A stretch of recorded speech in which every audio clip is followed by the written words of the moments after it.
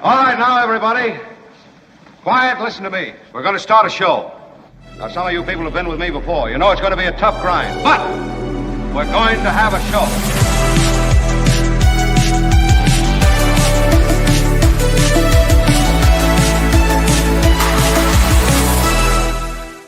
And we are on.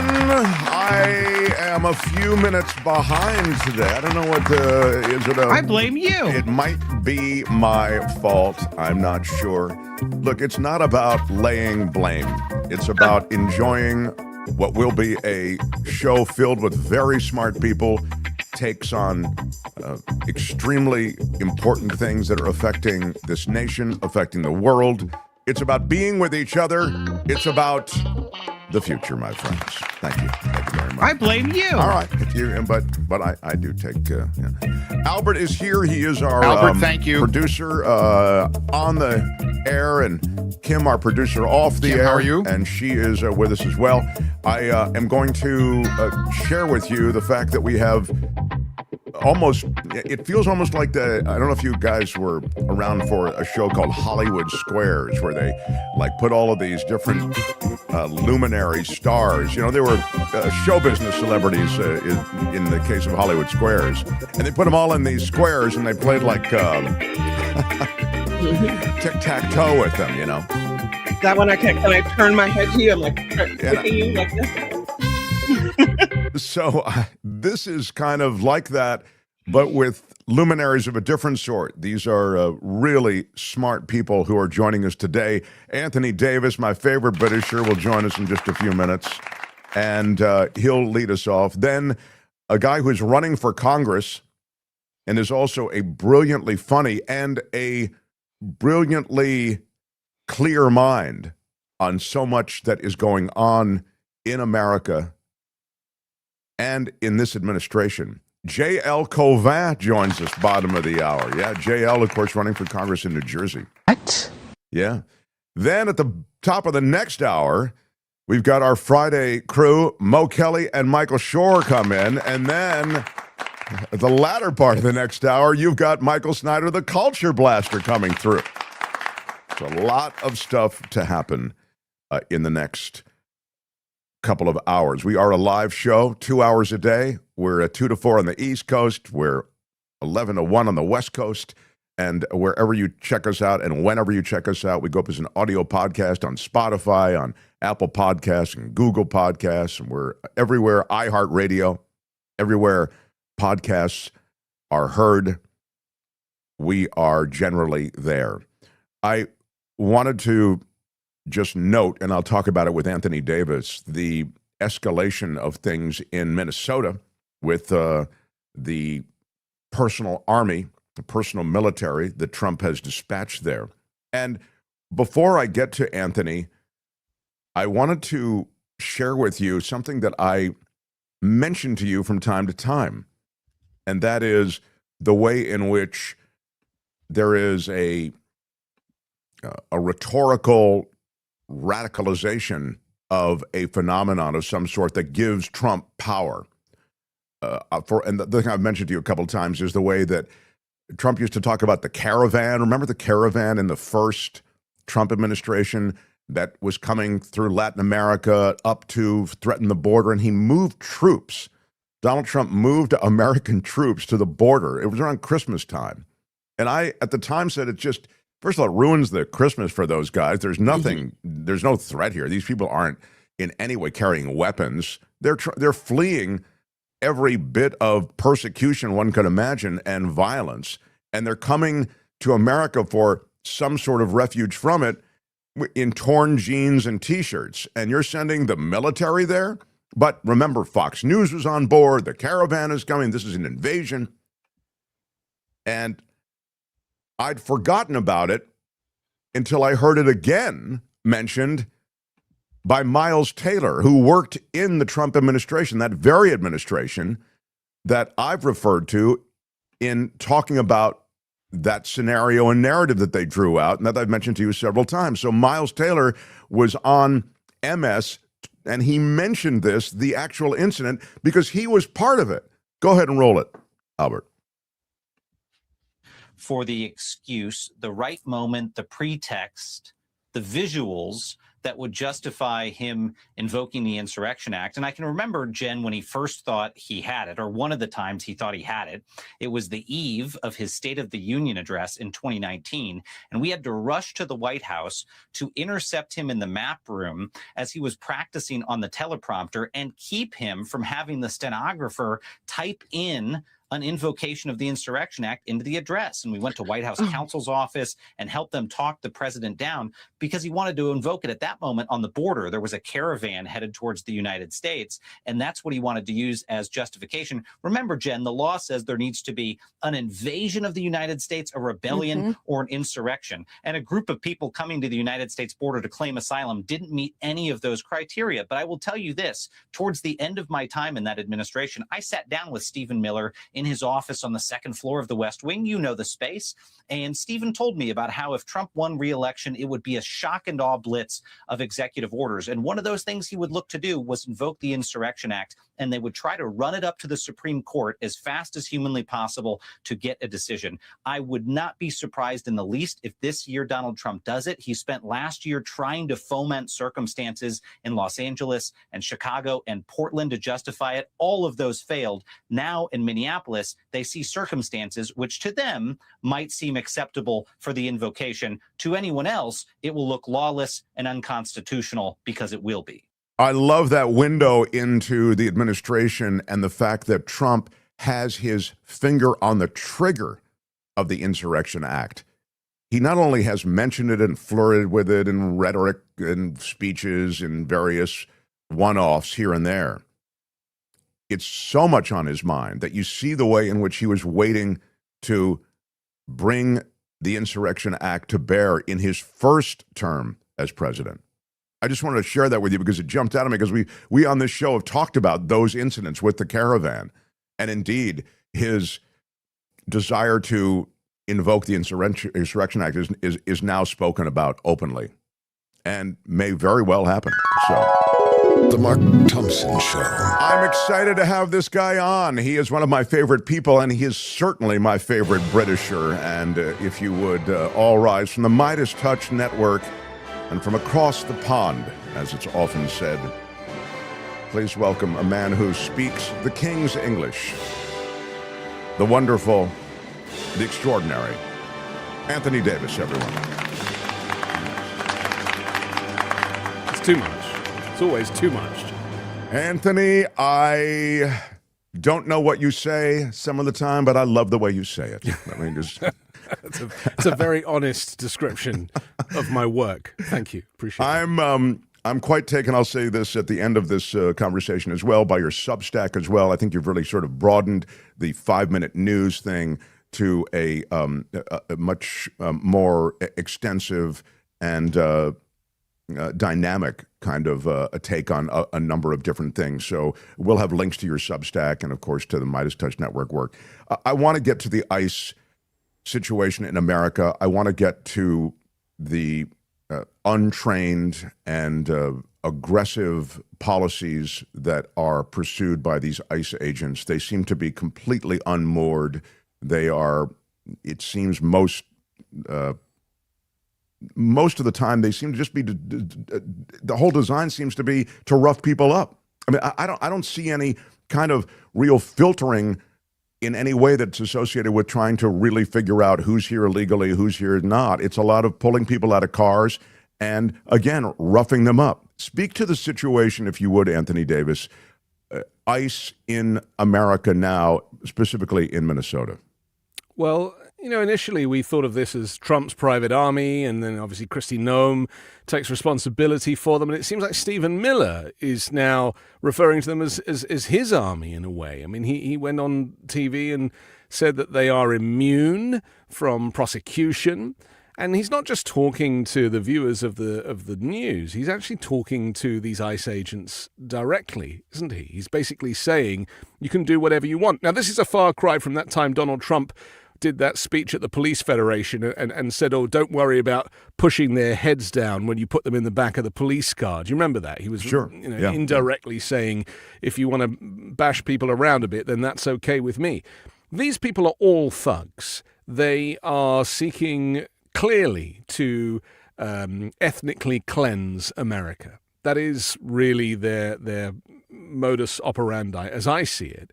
And, we draw comparisons from history, and these comparisons seem to become more and more valid as time goes on. The tragedy is that people have to die or be shot or be maimed in the meantime. My concern, though, is that this is just the start of it.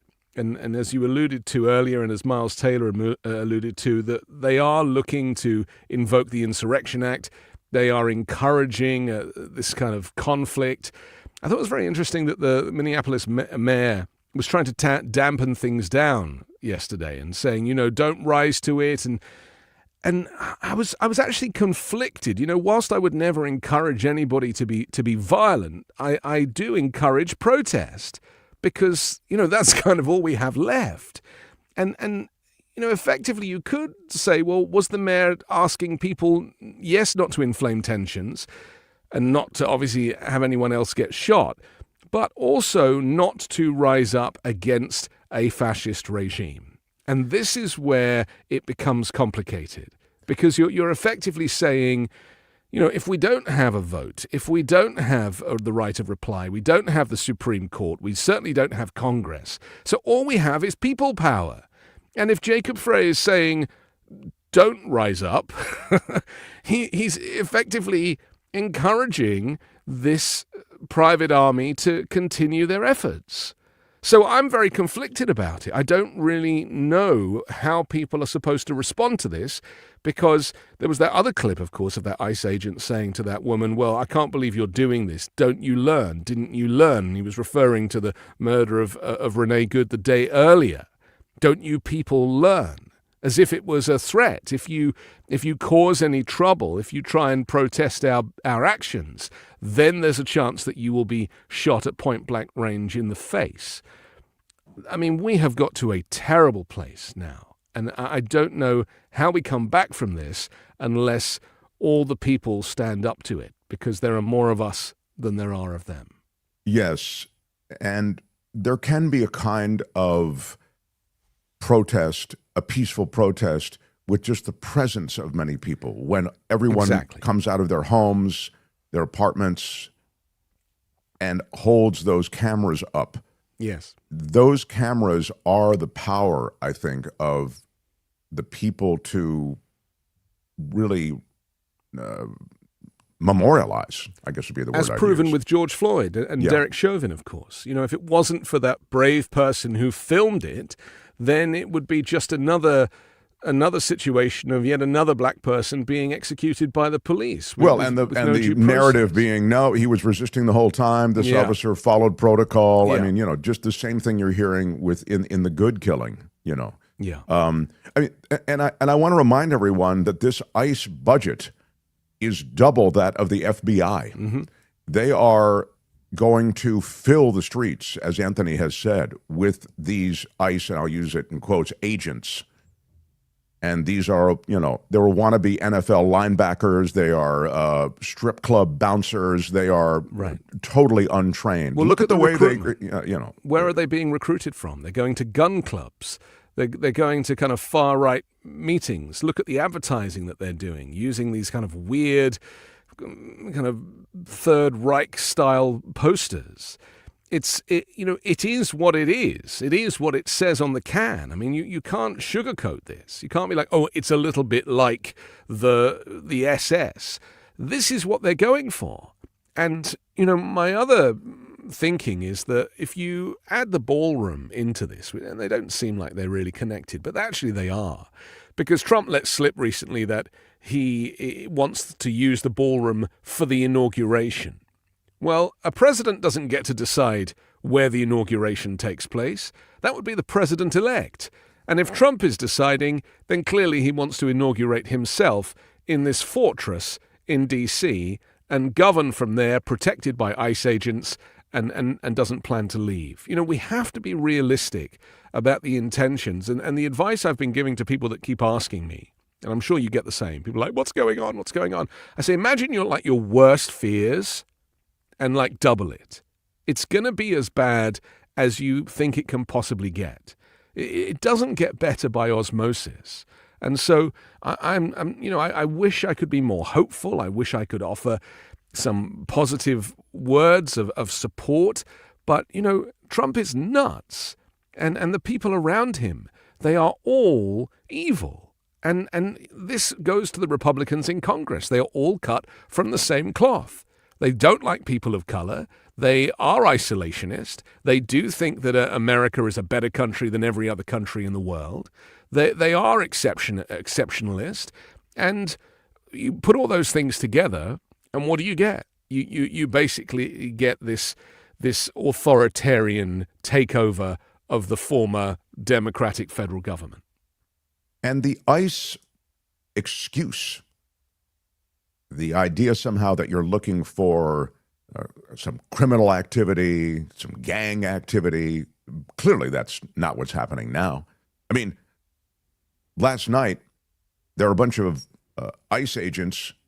They ate in a restaurant, and then they left the restaurant and staked out the place. And when workers in the restaurant left, they then arrested or detained, or I don't know what, it's not a formal arrest. I don't know what you'd call it. Well, they kidnapped them. Yeah. Yeah. The workers in the restaurant, the very people who had served them food just prior to that. It's a bizarre, twisted perversion of any kind of mission statement. Play, if you would, Albert, the veteran, talking about his experience with ICE. Now, this is somebody who's a U.S. veteran, American citizen. Here is his testimony. 10th, 2025, I was confronted by ICE agents on my way to work. I want you to understand exactly what that looked like, not because I want sympathy, but because it exposes a crack in the law that must be fixed. I was driving to my job as a security guard at a licensed farm in Camarillo, California. Federal immigration agents were lined across the road leading to the farm. I identified myself as a U.S. citizen and a veteran, but that didn't matter. Agents smashed my window, sprayed tear gas and pepper spray into my car, dragged me out. I was choking on gas, unable to breathe, while officers shouted conflicting commands even after I complied. They pinned me down, one kneeling on my back and another kneeling on my neck, while my hands were already behind me. I was first taken to a Navy base where agents collected my DNA, and after that, I was taken to a detention center and held for 3 days without charges. No phone call, no lawyer, no medical care, even though my skin burned from the chemicals. I wasn't allowed to shower. On July 10th, 2025, I was confronted by ICE agents on my way to work. I want you to understand. So you see, he's got a job as a security guard. He's going to a farm where he works, and he's a veteran U.S. citizen. They detained him for 3 days after that entire incident with the, this chemical in appalling crap. Conditions as well. Exactly. I mean, that's the other thing. I mean, it is just so depressing that we're even having to have this conversation, that people are having to kind of, carry their papers as if it's Nazi Germany, that, there are people who are not going to work and not taking their kids to school because they're frightened of being snatched, and so they're staying home. He's just cancelled 75 countries worth of visa applications that were in process. This is ethnic cleansing at every level, and we have to be very clear about that. This is not something that is like it might happen or it could happen, or if we don't do this or we don't do that, it's going to happen. It's already happening. It's already here. This is our reality. And so what are the mechanisms in place to stop it? There's really only 2 or 3, and I don't see any of them as viable. The vote is the first one. We've got a year till then. Well, look at what's happened in the first year, right? The second year, an awful lot more could happen. And that's if we get a vote, of course. The second one is the Republicans in Congress could do something. They could step up. They could seek to remove the president. They could cancel the funding for this army. But like I said earlier, they're cut from the same cloth as Trump. These people are not good people. They're all compromised. And so there's that. And then the third thing is that we're all kind of hoping something happens to Trump. Everyone's hoping that little mark on his hand is going to spread. What's going to come first? The lifespan of Donald Trump through ill health, or the midterms? And it's so crazy that That's literally all we've got. You know, I said to Ron Filipkowski on the Uncovered show that I do with him the other day, if there really was a deep state, they would have dealt with all of this by now. This is proof that there is and never was a deep state. No, I always said to people who talk about the deep state, having grown up in Washington, D.C., I just felt like I kind of knew a lot of people who worked at very high levels of government. I went to school with their parents were running, the United States of America. And the deep state is the government. The people that you're seeing, they are the deep state, you idiots. There's nobody behind them, okay? Right. So I get that there's an agenda that drives Trump that's beyond just Trump, but it is Trump policy. And then there's a bunch of transactional stuff wrapped up in Trump policy. There's the Christo-fascist movement. There is the techno-fascist movement, the Palantir, Peter Thiel stuff. I get it. Yeah. So they're all being served by Trump. But you don't need to look for a puppeteer because it's all right out there. This is there is no sleight of hand. It is all right there, as you say. But this is what Republicans have wanted for decades. It started with like the reversal of Roe v. Wade, and it kind of just got worse from then. This is a deconstruction, not just of the administrative state, but of American culture and neoliberalism. And that is the plan. And what comes after this is very dark indeed. So if you look to Russia, you'll see what it looks like. People live, they have jobs, they go to work, but if they break the law, they get punished for life. Or they just disappear. And so my concern is that now they've criminalized asylum because they obviously ran out of criminals, right? There never were any people coming from mental asylums, by the way. That was Trump confusing the word asylum with asylum. Right. So they've criminalized asylum, and they're now criminalizing dissent. So any dissent, you get in the way of an ICE agent trying to do their job, then you are criminalized. Because, you can argue, Renee Good didn't break the law. There was no crime, and yet she paid with her life. And so that is how low the bar is for this regime to operate on the streets of America. It is very sad, and the world is watching. And I might say that the government closes ranks right away around their ICE agent who followed no protocol. In fact, I sent you something today, Albert. I don't know if you might have just hit your inbox in the last hour. There are minimal training for these ICE people, if any training at all. They give them a utility belt with a gun and pepper spray and zip ties, and they give them that uniform and they send them out. It's despicable. And you can tell they're not trained by the fact that it takes 5 guys to put the zip ties on someone and detain them. Trying to get people out of a vehicle takes oftentimes more than 5 guys.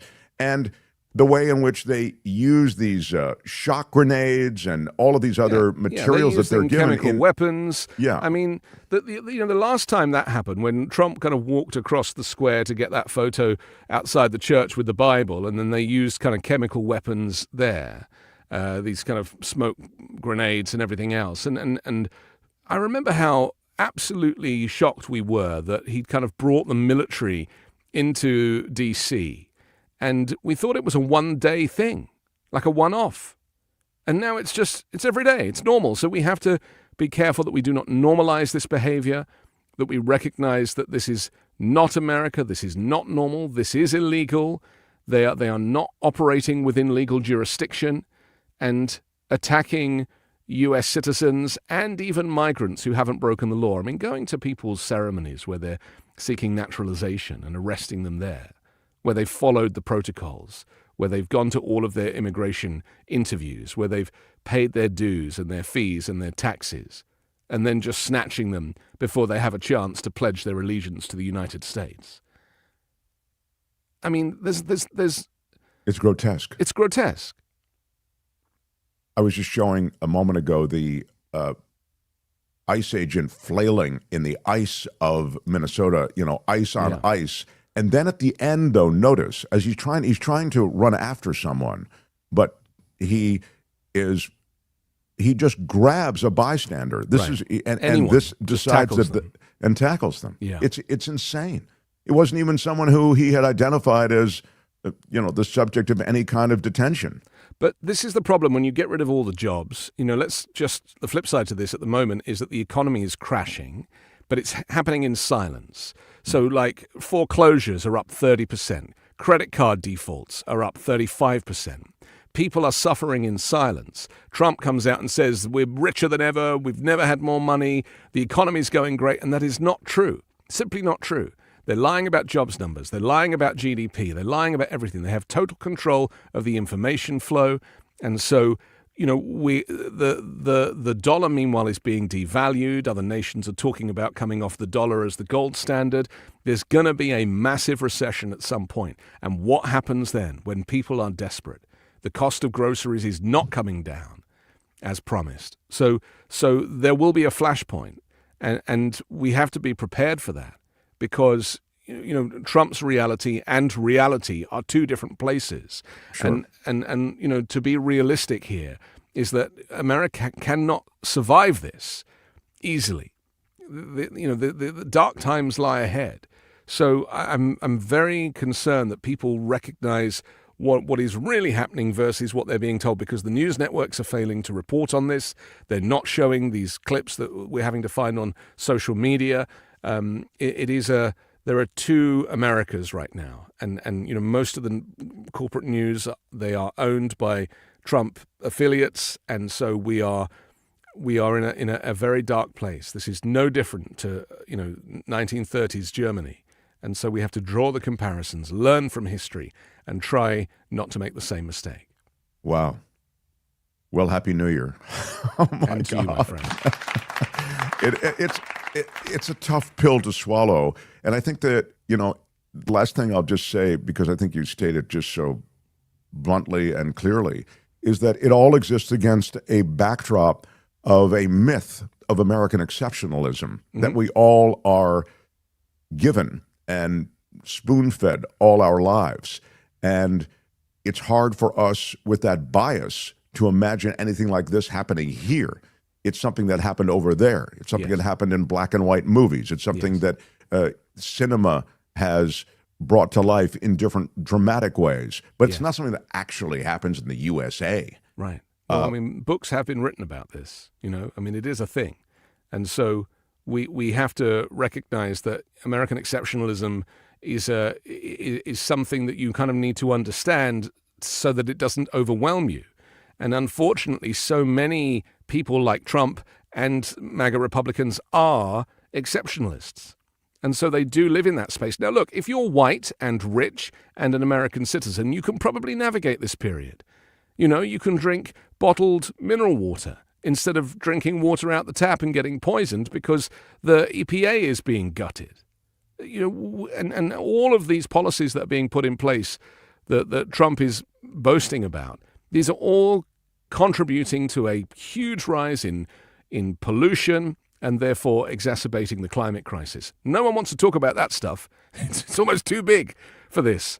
So, we are in a dark place, and Europe has taken its sweet merry time to wake up to the fact that Trump is not a comedy character. He's not a game show host anymore. He is a despot, and he is very keen to be up there with Putin and even Kim Jong in a way. Absolutely. And receiving this Nobel Peace Prize framed.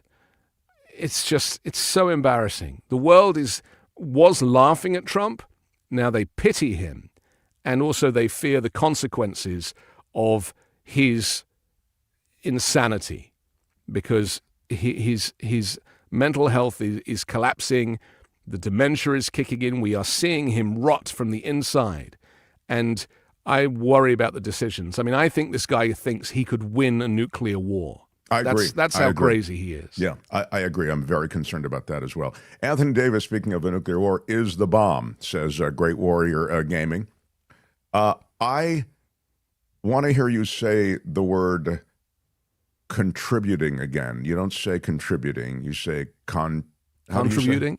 Contributing. I love that. Yes, that's the correct way. Find Anthony Davis on the Midas Touch Network. You can also find his work on Substack. In fact, I'll link to your Substack under this video. you know I adore you. So please come visit again and set us straight. These are dark times, but sometimes you need, some clear, blunt talk from a guy with an accent to take you through it. So thank you, Anthony Davis. All the best. Anthony Davis, everyone. Bravo. Yes. Love the Brits. How about that? All right. The Mark Thompson Show. Thank you for being here, everyone. We are a live show. We come to you from the west coast of the USA, but we're on from 2 to 4 on the east coast of the USA. Love my East Coasters.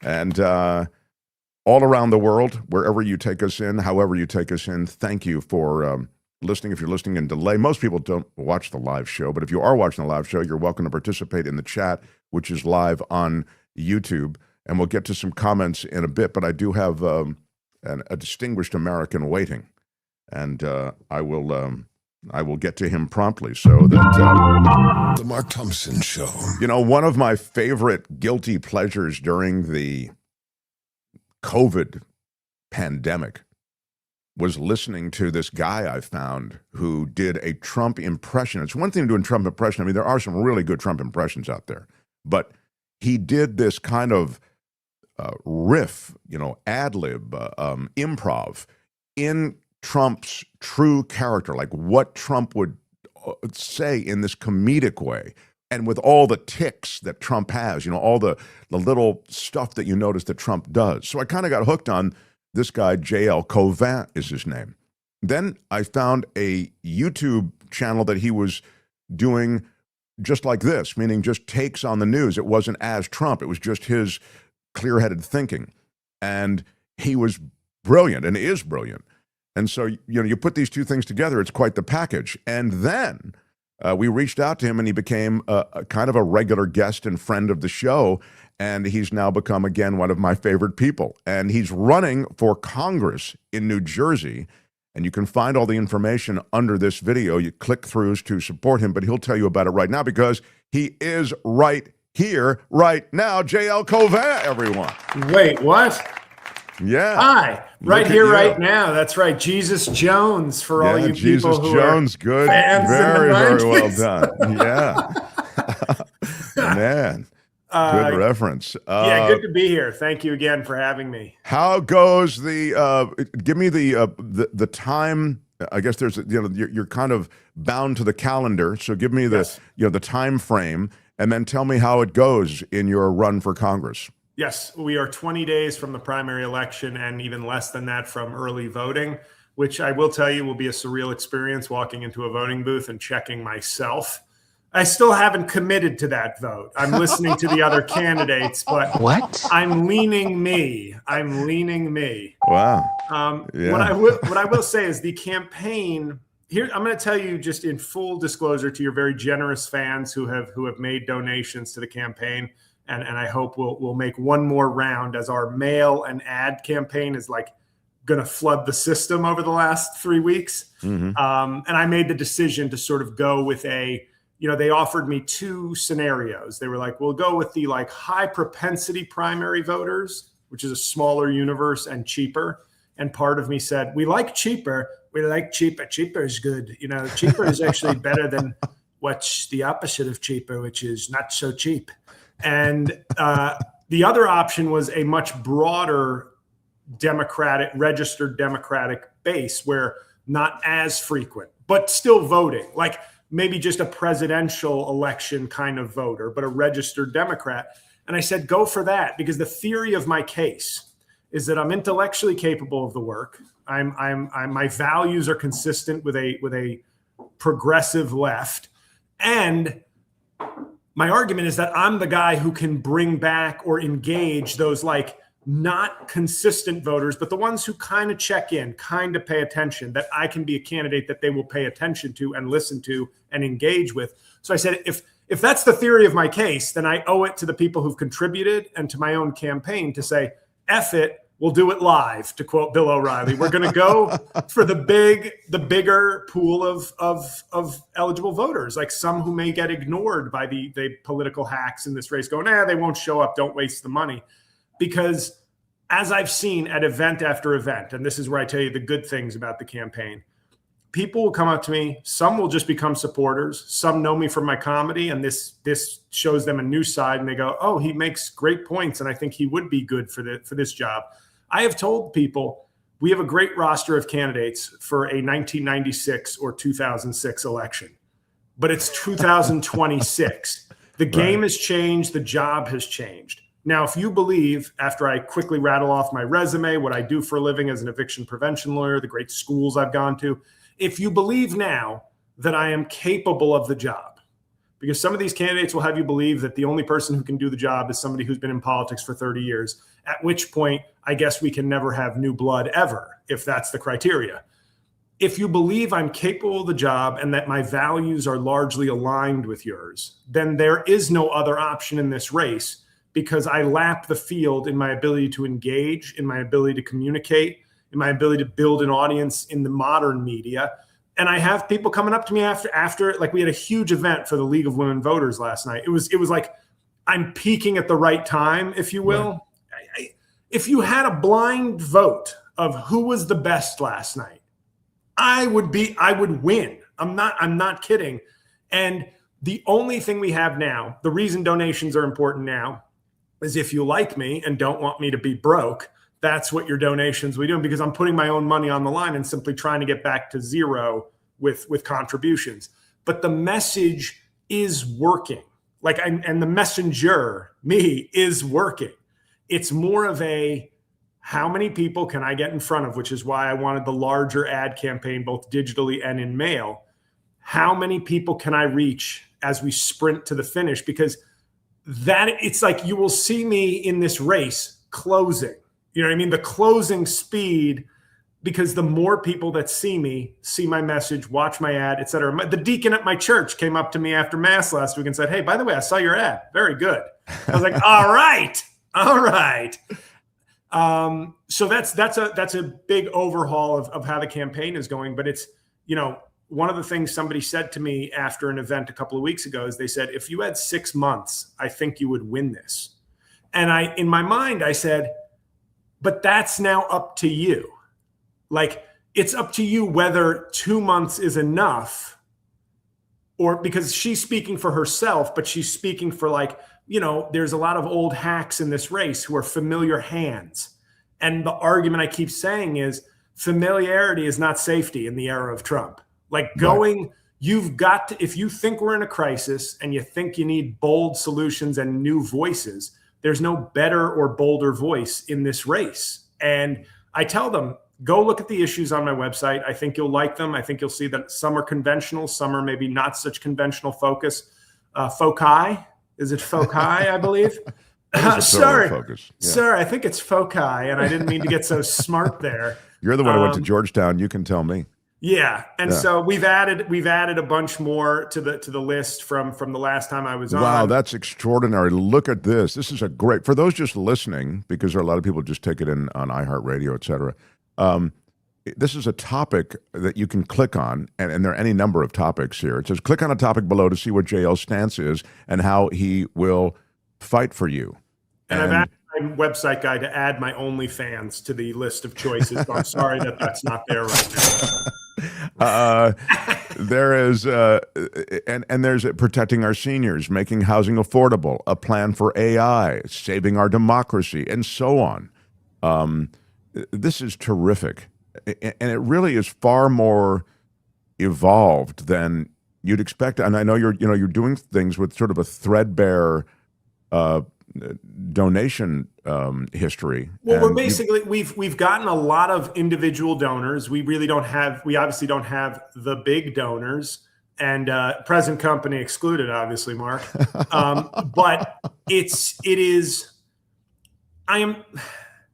the way I did comedy, all the success I had in comedy, about 99% of it was self-made. Obviously, I'm not taking anything away from fans who supported me, but I mean, in terms of getting myself out there, it was this long march through occasional blips of success and obscurity to like a little bit of a sustained level of success. Yeah, you had to be pandemic. discovered, in effect. You didn't have some marketing machine to make it happen. None. And that's kind of what you're saying is this political move has been. Right. And there is an element of me, I'm not in this for some sort of like moral victory or some Pyrrhic victory. I used to say a moral victory, the thing you can't forget about it is it's a loss. Nobody ever claims moral victories when they have an actual victory. But I watch this field and I watch how people respond, and there is just this seed of insane optimism in me where I go, it's really about how many people can I reach before February 5th? Because I said to the people at this very large gathering last night, I said, you all are informed, engaged voters. You know exactly what you're looking for. You can see the BS through the truth, and you will talk amongst each other and make the best decision that a well-informed, never miss an election 65-year-old can make. When we get out of this room, the voters that decide our elections and our democracy are not in this room. They are the people walking around going, I don't know, maybe, I don't like that guy. What's with stock trading? What's with term limits? What's with the price of stuff? And you need somebody who can talk to them and make them realize and listen about the big issues we care about in a way that they can absorb. And I said, and you look at this group on stage, these are good people, and they don't hold a candle to me in that department. So you have to decide, not only are you voting for yourself, but who is going to help the Democratic Party with the voters who will actually decide our big elections. And people came up to me and were just like, man, that is, oh, wow, yeah, amazing, like, wow, so good. It's a great pitch, and it's also sort of a gracious pitch. Like you're not doing the flame throwing of American politics today. I mean, I then spat in Tom Malinowski's face when I was getting off stage because he's the front runner. So, but everybody else, I was very gracious to. No, I just look. Your positions are compelling, of course, and your style and your. There's so much about you, I think, to like, and it sounds like you have to punch through the political machine. That can oftentimes be hard. So, all right, so it's JL4NJ.com, and we've had the website up through this entire conversation. You can go there. It's very funny. I'm sorry to interrupt you, but I always find it funny when I actually look at like a rainbow coalition of the people I impersonate in one collage. Yeah, yeah. Look at all the Trump, Don Jr., Mitch McConnell, Elon Musk, Mike Lindell, and who was that on the right? Cornel West. Cornel West. He was a favorite. He was a real favorite of the telethon one that I did, which raised $15,000 in one night just from me doing wow. So, but it was 4 hours of me answering questions on policy and then interrupting with 15 minutes of impersonations and then going back to what will I do and any questions people have about me personally, comedically, politically. So it was one of the most exhausting nights of my life, but like the kind of exhausting where you're like, what a night well spent. So I'm hoping that, we get more people showing up for this one and do even better because we basically have over the next 3 weeks, like one more fundraising push. This is not, some of these candidates have built up like absurd war chests through PACs and things. Right. And it's just like, it's all very gross, but I've seen that to run the campaign we want to run, we needed to hit a certain amount of money and we're almost there. So it's basically, when you say run the campaign, I'm out of time here, but when you say run the campaign, just to so people know where that money goes, I think you addressed it a bit at the beginning of the conversation, but you're saying what with that money, it allows you to do what? Digital ads to flood the zone. We have a two-piece mail system that's going to go to this much larger universe of Democratic registered Democrats in the district, which is, one piece is about me as a, eviction prevention attorney, and one is about me as a comedian and why people should sort of look at that. And you hope the comedian thing catches their attention. It's sort of like, hey, what? This is the comedian. And then if they just take the time to read it or look at it, and many people will throw it out. But, this is going to be an election where hundreds of votes probably determine the winner. And nobody ever leaves. If you were able to gauge on a metric, like who gains the most interest and intrigue and changes the opinion of people when they show up, it's me. Like, that's not even like, I might be starting from a lower expectation level, but they leave almost befuddled. Like, I was, I want to go with the traditional thing, but this guy was the best speaker. He made the most compelling points. He works in eviction prevention. He's a smart guy. Wow, he's even up there defending Joe Biden while other people are saying the Democrats failed America. And I'm going, no, Democrats failed in messaging their accomplishments and framing the problems of MAGA in ways that mattered to people. And, not everybody's up there defending Democrats. It's kind of popular to be like, I'll be the Democrat that's better. And I go, right. I'll be the one better at showing that we are better.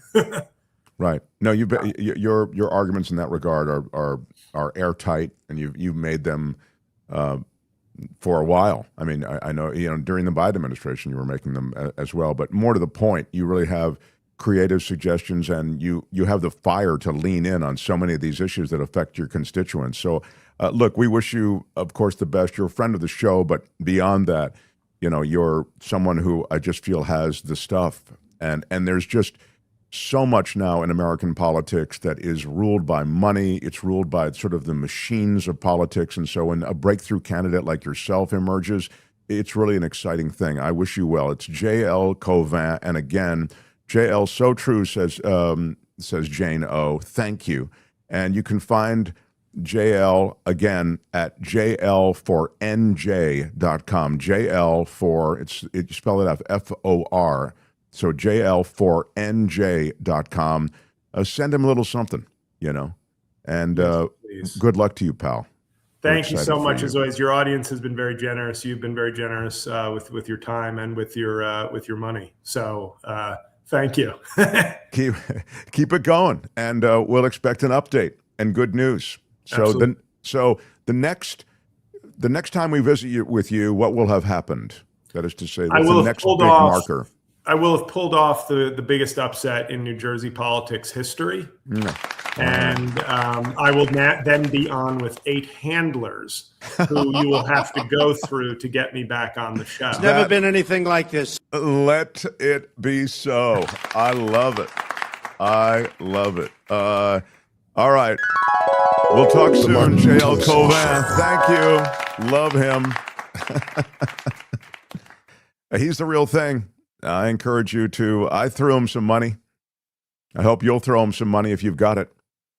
And as Jano says, thank you, JL. Here's to a win. Yeah, wouldn't that be nice? Richard Delamater is talking to Phineas in the chat. Says, Phineas, step away from the bong with your hands in the air. Yeah. It's nice that people are getting the weekend started early. Where are my weed smokers at? Yeah, I guess they're up and running. Yeah. I have a couple of stories before the boys get here. Oh, sorry, I've just seen this note from Kim. I didn't for his next visit. Kim had a joke, I guess, of some kind. Well, yesterday, I guess the president of the United States made some type of joke indicating that we shouldn't even have a midterm election. And a reporter asked Caroline Levitt about it at a press briefing, and she was so upset and said, can't you take a joke? Don't you know the president was just joking? So I was trying to get you to ask J-L Cauvin if that was funny, as his a professional opinion as a pro comedian. Oh, I see. I don't think it's funny to joke about not having a midterm We've been doing election. this dance with Trump forever. He's joking about Greenland. He's joking about sending troops in. Oh no, it was a joke. You think everything is of course you're pearl clutching about this because you libs, pearl clutch about everything. I don't think there are a couple of. I've got an email like, Mark, what do you think? Do you think they're going to cancel the elections? I had that. I should have put it aside. I didn't. I've received a lot of positive letters. I forget who it was from, but somebody asking that, and I did send them a note back. But essentially, I said this: I don't know what his immediate plan is on the elections, I think he is going to go after the elections in several different ways. I'll say one thing overarching, which is that elections exist in these right-wing dictatorship countries. There's an election in Russia, as you know, and it just so happens that Vladimir Putin wins the election over and over and over again. And the Putin acolytes and functionaries, they win those elections too. There are elections in these countries run by despots because the election creates the veneer of some sort of popular voice that animates the power of the dictator. So the election existing isn't the question. The question is, how does the despot manipulate the election such that he, in this case Trump, can win or his people can win? And so here is what I think might happen. One, he could, because of all of the domestic unrest, he could, cancel the election or postpone the election, etc. I'll stipulate to the fact that's not impossible. But he could also not honor the results of the election, which is something that has already been road tested in Trump through his first 4 years, right? He came into power, you'll recall, saying that there had been millions of illegally cast votes in various New England races. He even set up a government agency, a task force, to look into voter fraud, into millions of fraudulent votes in, was it Vermont or Maine? I remember it was a New England state. I mean, it's absurd. And you're spending taxpayer money, you're getting people on this ridiculous idea. It's a premise completely concocted that there were 2 or 3 million. Remember, they were bringing them in from Canada. They were bringing them in on buses. That was Trump years ago. So the claims of voter fraud, the claims of a manipulated vote for any vote that doesn't turn out to be a vote that you win will be something that he will do. I mean, it's at least a tried and true part of his playbook. The other thing that can happen is that based on the fact that we don't recognize the results of that election, that many of these seats that flip, they won't be honored, and there will be an effort not to seat them in Congress. I think that's a possibility as well. How would that be possible? I mean, votes get certified by state, right? They're state representatives. That's why it's harder to mess with the vote, because they're certified by state, but because you just deny the results. You go to court, you lean on the judges. It's a shakedown. We're in a mafia state right now, and mafioso tactics are being employed. All of these things would seem, well, how can he do that? I mean, he can't just employ the Insurrection Act. I mean, that's absurd. Yeah, you can. You can take him to court. You can try to handle this in some sort of legal way whereby months from now, the courts may overrule it, but he can try all of these things along the way. Again, somebody was saying, here's the plan. I didn't know what there was. I'm trying to integrate some of these comments into what I was saying. Here's the plan: provoke citizens with invading blue cities with his Continental Army, ICE, to provoke resistance. Insurrection Act is number 2, and then suspend habeas corpus, number 3, and then 4, delay the election in 26. I mean, these are all things that could happen, sure.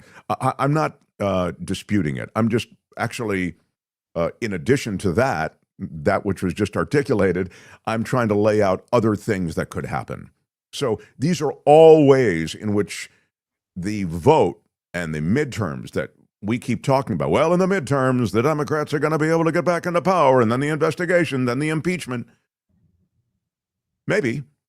But I think there'll be a real push from a guy who knows that the other shoe will drop on a lot of this stuff. There could be any number of things going on. I mean, I think starting a war is something that he's not only capable of, I could sort of suggest he's got a toe in the water on that already. So I don't put anything past Trump from that standpoint when it comes to its effect on an election. And he's in no hurry to have any election. He has everything exactly the way he wants it, right? So, and he has a Congress that's completely MIA. I mean, they're his people in control, but even to the point, they're not in control of much. They're sort of laying out. I would put, if I'm Democrats, I put ICE budgets on the agenda. ICE is way overfunded. I mean, with twice the budget of the FBI, I would view this bloated ICE budget as something you can go after. The idea that he wants to increase the Pentagon budget by 50%, are you kidding me? This is the most wasteful agency in all of government. I mean, waste doesn't begin to describe the kind of over-the-top spending that the Pentagon does. And you're seeing the same thing now with Department of Homeland Security. You know, and a ton of money is going to their media propaganda. The films that they have, the kind of, this is the SEAL team taking over the tanker. This is all stuff that is fed to us because it's kind of cool to watch. And it feeds the propaganda of strength, which is so much a part of what this administration is about. And Kristi Noem, you can't go to the airport without seeing stuff. It's like it's in your face. It's almost like being spammed. And so all of this is stuff we're paying for. I'd go after the budget on all of that stuff if I'm the Democrats this next time around. But so before I get to Mo and to Michael, I wanted to quickly address something else that was happening, and it's kind of cool, and I think you'll like it, and it's related to ICE. But you saw that there are restaurants in Minnesota now that won't serve people who are working for ICE. What? Yeah. It's, let's see if I can find the piece. Got so much in this show. There it is. I know that's something else. Those are the restaurant workers. No, the Albert has the picture up. ICE not served here. Yeah. Okay. Yeah. It's not important. I read the piece earlier, but here's what the bottom line is. You can see the sign. Mhm. ICE not served here.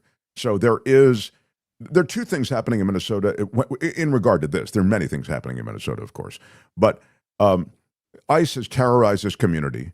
ICE has destroyed these businesses, right? Nobody's going out. Nobody's going to these restaurants. Nobody's going to the taco shop. No one's going to any number of eateries around Minneapolis because they're worried about ICE agents everywhere. So this ICE not served here refers to ICE and the idea somehow that you aren't welcome in any number of places of business around Minnesota. Well, look at what they just did. I mean, they go into this restaurant, they eat the food, and then they arrest the people that just prepared and made the food. I would worry if I were ICE about going into any of these restaurants, what's going to end up in their plates. You have people that you're threatening their lives and livelihood, and to say no ICE served here, that they shouldn't even want to go into those restaurants. For over a decade, Dylan Alverson has owned a cafe on a quiet street in Minneapolis.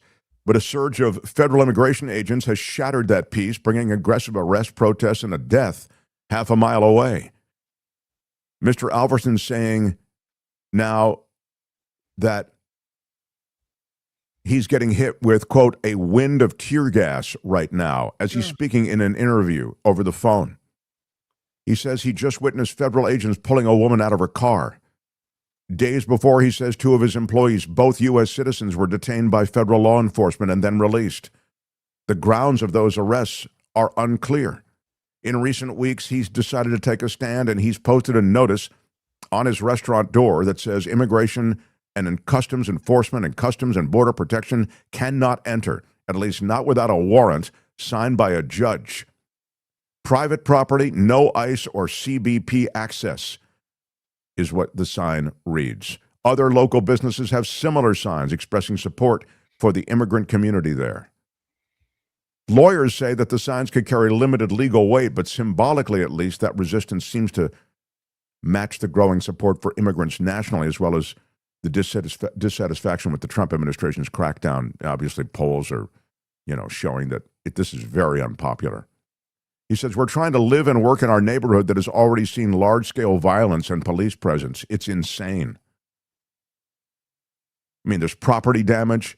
The last thing I'll just mention, and then I will get to Mo and Michael, is you saw what they did to that woman. I think there were 8 people in her car. They were children. They tried to get her out of the car. They threw a flash grenade or smoke grenade under her car.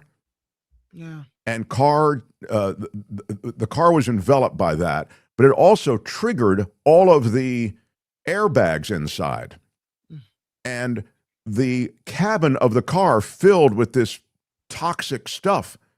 And the kids are, they're overwhelmed by this. There it is. 6-month-old, 3 children hospitalized after tear gas hits family van during Minneapolis protests. Thank you, just smile and wave. That's exactly what I'm talking about. I was reading a story about this, and the people said ICE were trying to get them to move on and, in their vehicle, and they were confused because some were saying stop and some were saying move on, and it echoed the situation with Renee Good. And so they didn't want to go forward. They didn't want to, they didn't know what to do. And so all of a sudden then ICE is throwing tear gas, and they've got 6 kids in the car. Like, does anybody think maybe we shouldn't do this? There are children present. What are you thinking? The cruelty is the point, is what I always have to remind you. The cruelty, the brutality is the point. So, smash the like button for us. It helps us in the world of YouTube. Smash it with your iron rod. Costs you nothing. Also, you can subscribe to the show, hit the notification bell, and you'll know whenever there is another video coming, all of that stuff. It is a key part of keeping us on the air. And I'll just mention, I'm having Coachella Valley Coffee right now. I need to send Mo Kelly some Coachella Valley Coffee. This is the finest coffee on earth. You will find it at CoachellaValleyCoffee.com. Mo, I will send you some. You don't need to buy it. I will gift you some.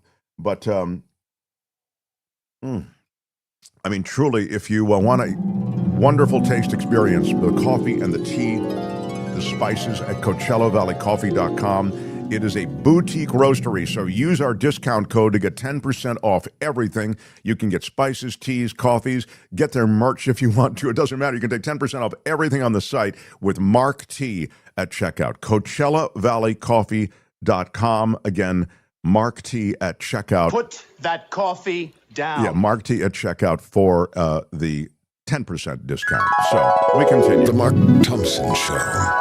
This is a brilliant guy. I just love his takes on any number of things. He's now a full-fledged friend of the show, the brilliant Mo Kelly, everyone. Hey, Mark, how you doing today? All right. Thank you for, going the extra mile and joining us from the vehicle. I appreciate that. Yeah. Yeah, I'm out and about in the wilderness. I love it. We will likely be joined by Michael Shore before too long, but before he gets here, I want your take overall. Obviously, ICE is a front and center issue. I'll get to some other stuff that's going on, Venezuela. We'll talk about Greenland as well. But right now, give me your thoughts on what's happening in Minneapolis, in Minnesota, the larger picture when it comes to ICE. The larger picture is we know the Trump administration is about the business of conflagrating, trying to make some sort of confrontation to justify the Insurrection Act. That's the whole point of it. The cruelty is the point, and the methods which are being employed. You talked about the flash grenades and everything which is happening. That is specifically to engender a response which is going to be the pretext or the pretense, however you want to phrase it, for calling for the Insurrection Act. It is going to escalate even further until, unfortunately, someone responds in a way which, quote unquote, justifies further aggression, or there's going to be another murder. I mean, just to be blunt, because the whole point of this is to get to the Insurrection Act. It didn't happen in Chicago. It didn't happen in Los Angeles. Minnesota, as perverse as this may sound, the murder of Renee Good was actually what the administration was hoping for in many ways, because it then gave the community a reason to rally around and come out in force. And even though it has not turned specifically violent, it is going to get increasingly more difficult to avoid these clashes, because we've seen that the Trump administration is endorsing and saying it is legal to do whatever they are going to do or whatever they choose to do. And so in response to that, there's nothing that any protester can do that is going to match the energy of ICE. So the extension of what you just said is that the momentum that we've seen carried by these ICE incidents, by the brutality that's defined what they have done, by the randomness with which they're carrying out these raids, the door-to-door questioning of Minnesotans about people in their neighborhood, people of color, etc. You're saying the logical extension then is some kind of pushback or just declaration of enough violence there or of enough unrest there that the president can get away with this Insurrection Act invocation. Yeah, they're hoping for something to actually happen where you'll see on the news that there is a clash, that there is violence, that an ICE officer is somehow harmed, whether it was deservedly so, justifiably so or not. So the president can say, see, I told you that there is this element that can't be controlled. In Minnesota, the governor refuses to step in. The mayor refuses to step in. So I have to swoop in as the president of the United States and restore order. He's already made the comments in advance saying, I'm willing to do it, paraphrasing, and it should be easy, and I have the power to do it. He's authorized it himself in his head. He's looking for the pictorial justification that can go out on Fox News and Newsmax ad infinitum, in repetition, on loop, and they will use that as he declares the Insurrection Act. And Mark, let me just be clear. It's coming. It's a matter of when, not if. It is coming. And then after he does that, we begin the normalization of this invocation of the Insurrection Act. So in other words, he does it in Minnesota. Now we're used to it. And so this is a warm up to a longer term goal, which is to surround the election with this kind of thing, the midterm election with this kind of thing, or how do you see this playing out beyond its inevitable invocation in Minnesota? I would say I'm a reasonable student of history. And if you look at dictatorships around the world, he is following the playbook step by step by step. He is daring anyone to protest, and anyone who does protest is deemed a quote unquote terrorist or enemy of the state. Listen to the language. Everything that he's referring to the protests, they are somehow enemies of not only the administration, but of the quote unquote country, laying the justification for the type of violence which is inevitably coming these protesters' way. I wish I could be in Minnesota to be able to say, hey, you guys, everyone go home, because you're not going to change what ICE is going to do. If anything, don't give them the visual evidence which is going to be used against Minnesotans more generally to justify the Insurrection Act. But it seems like this is going to be inevitable as far as what's going to happen. ICE is going to continue to ratchet it up. You're going to see more and more protests. And even though the protests have been largely disciplined, it's not going to change ultimately what the president is going to do.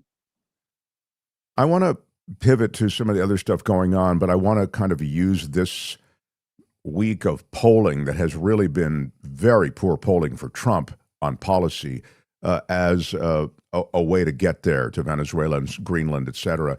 Public opinion on nearly every aspect of President Donald Trump's first year back in the White House is negative. This is a new CNN poll conducted by SSRS, finding a majority of Americans saying Trump is focused on the wrong priorities and doing too little to address the cost of living. 58% called the first year of Trump's term a failure. Hardly any good news in the poll for Trump or the Republican Party entering this midterm year. Asked to choose the country's top issue, Americans picked the economy by a nearly 2-to-1 margin over any other topic. The poll suggesting that Trump is struggling to prove that he's addressing it, and it finds broad concerns over Trump's use of presidential power and his efforts to put his stamp on American culture. And by the way, there's also as most polls have all these different questions, 55% saying that Trump's policies have worsened economic conditions in the country, just 32% saying they've made an improvement. So it's not just a question of you ignoring economic things. It's that when you're messing with stuff related to economic policy, you're actually making it worse. So against that backdrop, he begins this invasion, if you will, or a military incursion that extracts the leader of Venezuela. It does nothing to change the leadership structure of Venezuela, and has interdicted these oil vessels. And we can talk about the fact that a lot of that money, in fact, I think the whole tranche of money associated with the first interdiction went to Qatar. And that's where in other words, the root of money, if you follow it, is pretty perverse. It's not coming to America. This president is not trying to make an argument of persuasion. He's talking about power. And since he has power, he's trying to maintain power. He's not trying to persuade the American populace to vote for him by extension of Republican Party. He is saying, and he said out loud, he always throws out these test balloons like, well, I'm not even sure we should even have the midterm elections. He is telling you it's not about the election. He is not trying to address the concerns of everyday Americans. That was another pretense and a pretext for getting people to vote for him in the general election. But he said even back then, he said, you vote this one last time, you won't have to vote anymore. He does not have a bone of humor in him. He does not know how to be self-deprecating. Take him at his word. He is saying that he wants to do away with elections. People keep saying, oh, he would never do that. He would never invoke the Insurrection Act. Yes, he will. Yes, he will. He would never try to do away with the American elections. Yes, he will. People keep trying to lessen what he is saying or somehow put it in the sense of, no, our norms will protect us. Our laws will protect us. No, he is trying to go the route of Maduro or any other, or Viktor Orban or a Kim Jong-un, anyone that he's already fallen in love with. People just have stopped listening to him and trying to say that, well, we would never do that. No, we're doing it right now. The raid of the Washington Post reporter's home under the guise of looking for classified information, this alongside the Pentagon announcing that they're going to take editorial control of the military newspaper Stars and Stripes. By the way, that's a military newspaper, but it's always been independent, right? They want to refocus coverage on, quote, war fighting and remove, quote, woke distractions. This, again, is all an effort that started right away, started with the shakedown of ABC, CBS, with media having been cowed by Trump. It seems to me it's all an effort to control the information. Oh, did I lose Mo? He checked out? Not checked out, but he looks like his image is frozen. Yeah. So we'll get him back. But yeah, Mo, just head out and just reconnect, please. Yeah. I think this is a blitz on the media that accompanied this administration taking power.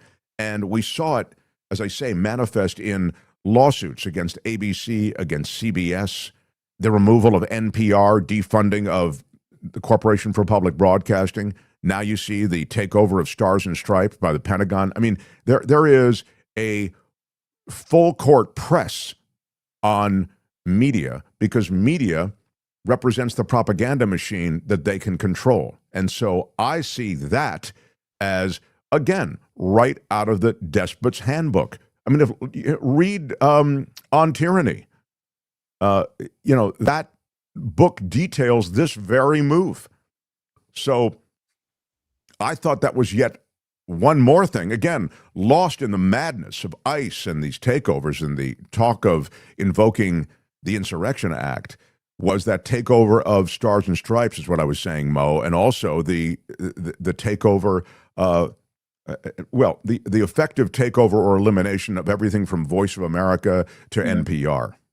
But I was mentioning the Washington Post raid in getting this conversation kicked off about media. I was trying to say it on my social media, that raid of the Washington Post journalist's home and the claiming of the devices and everything, that should scare the absolute feces out of everyone. That right there is telling you what is happening in this country. And that's separate and distinct from the fact that the Washington Post is owned by Jeff Bezos, who had nothing to say, who was completely just indifferent to it happening. When you see the fourth estate, when you see journalists and they want to say like, well, the journalist is not the object of the subject of the investigation. Yes, he, in this case, she is, if only because if you go after the journalist, you send the message to anyone who might cooperate with the journalist in the time of the Pentagon Papers or even moving forward, that you too would be subject to the same type of scrutiny and the same type of government intervention. And I love that you point that out, because in a way it is even more chilling. I was saying that the control of media is something that is right out of the Despot's Handbook. You know, yes. It is, and it is almost complete, except they are going to, and when you can say, what do you mean almost complete, Mark? I mean, you're talking right now on an independent, I get that there are independent media platforms. There's YouTube, which is, again, having to watch its way, and there's Substack, et cetera. But the big mainstream media platforms, they have, I think, either been completely cowed or taken over by Trumpian policies or Trumpian perspectives. I mean, look at what's happened at CBS, probably the best example. Fox News is still an extremely powerful force among voters and among opinion makers. It's generally an older audience. What's interesting, Mo, that the younger people, they're not mainstream media people. I mean, no. 18 to, what should we say, 30, let's say, they're not watching, generally speaking, a lot of these things to which I've just referred. Fox News Channel, doesn't matter. Any of these, MS even, whatever. They're not watching it, but at the same time, we can acknowledge the evolution of the traditional media outlets. And you said either they're something to the effect of they've been cowed into it or they're going along. They're going along with it, because if you look at what these large media conglomerates are doing, they're specifically doing the bidding. They are all in. They are participating in what is happening with the federal government. They're benefiting from what is happening with the federal government. So it's not like we can say that they are victims in all this. No, they are participants, and they are profiting off it as well. And when the story is told eventually, I don't know by what outlet, but when the story is told, then we will have to also take an accounting of the media outlets who played a role, an active role in undermining the Constitution and this democracy. I saw, as an aside, because just doing the takeover of Stars and Stripes by the Pentagon, they want to rebrand the Pentagon, as you know, Mo. They wanted to rebrand it as the Department of War instead of the Department of Defense, of course. It's,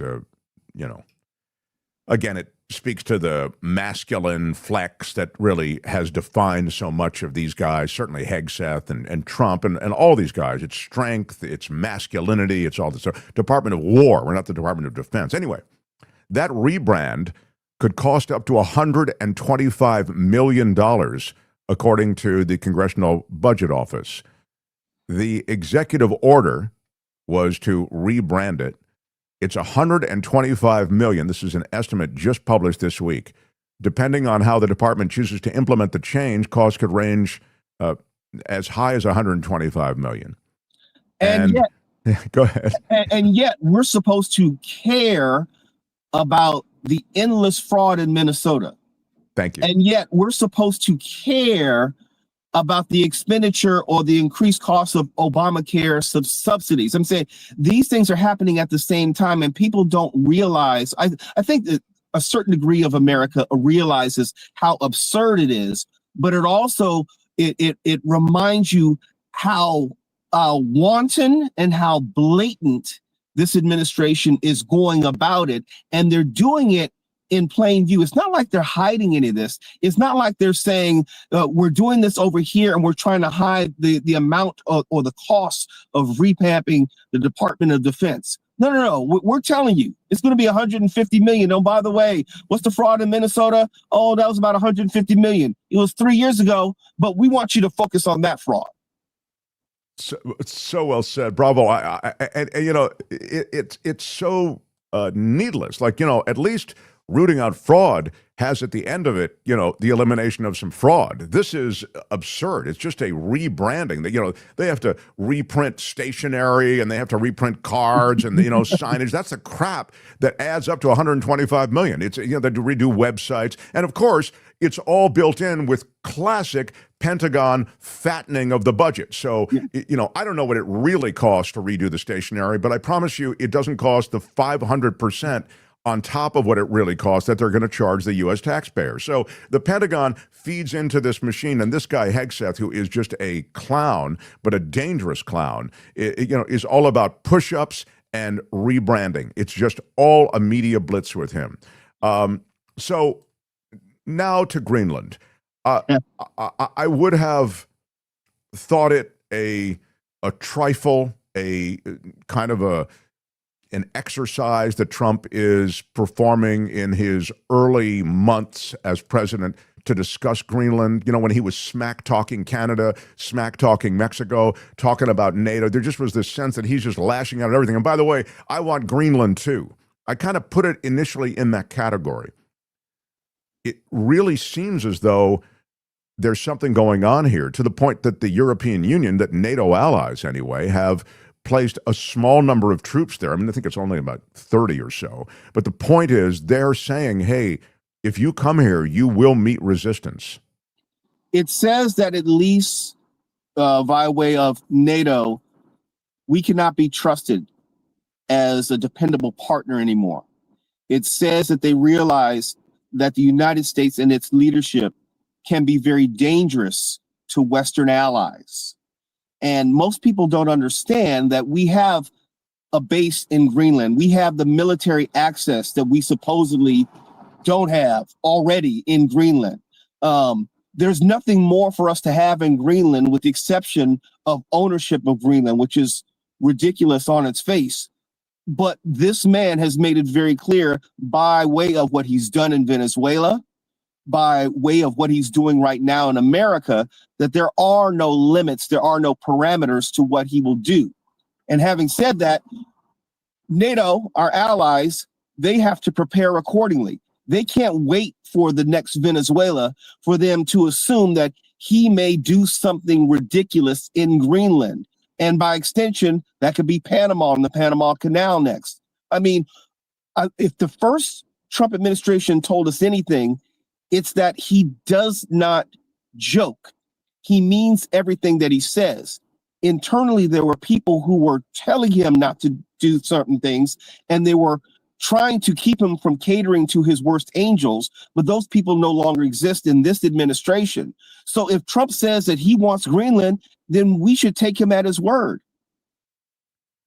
I just feel as though it's harder for me to game out what's going to happen with Greenland. Maybe that's where I am. You know, it blows up the NATO alliance immediately. I mean, right. As you suggested, that's sort of implied by everything he's done to this point.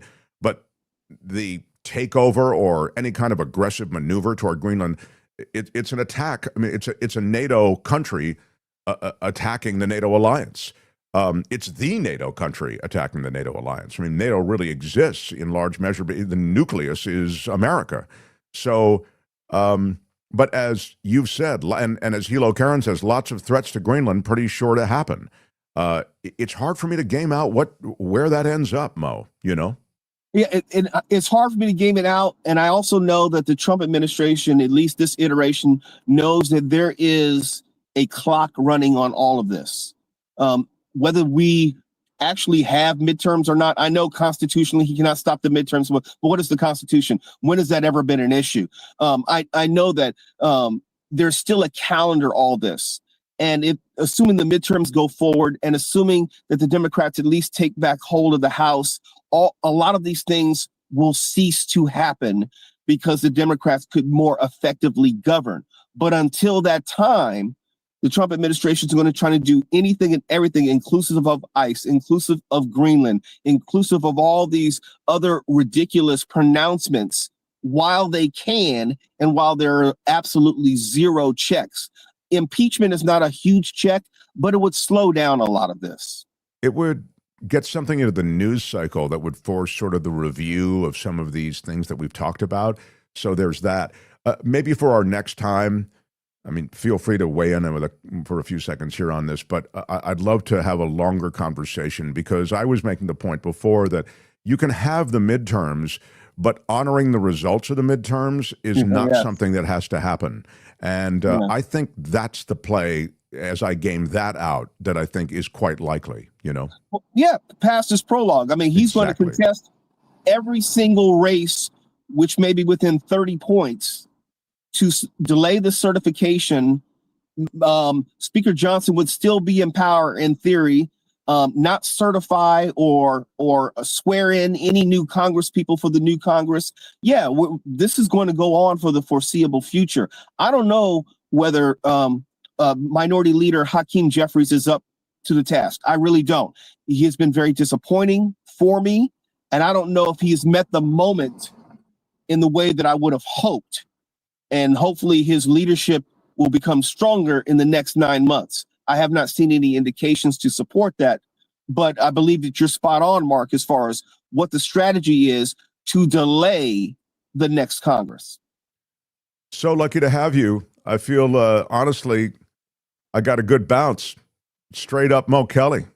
I really appreciate you. You know, we just love you here, and look forward to talking again. Thanks, Mark. Mo I'm so sorry about Monday, but I was sick as a dog. I heard really bad. I heard the symptoms seem pretty nasty. So you're allowed to tap out in that situation. All right, all the best to you, my friend, and we'll talk again next week. The great Mo Kelly, everybody. Thanks, Mo.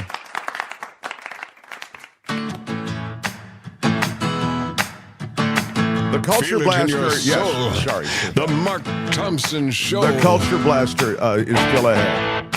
Who's Mark Thompson?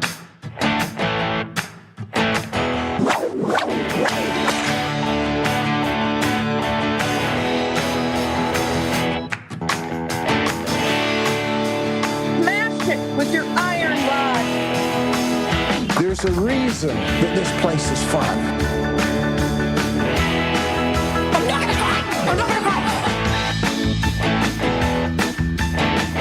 Have you ever been a member of the Chinese Communist Party? Morning. You cannot say you love your country. There's always been in this country 30 to 35% idiots. Where are my weed smokers at? I love it when you're angry. Can you let him finish, sir? Seriously, what the? This is no summer camp. It was great. I loved it.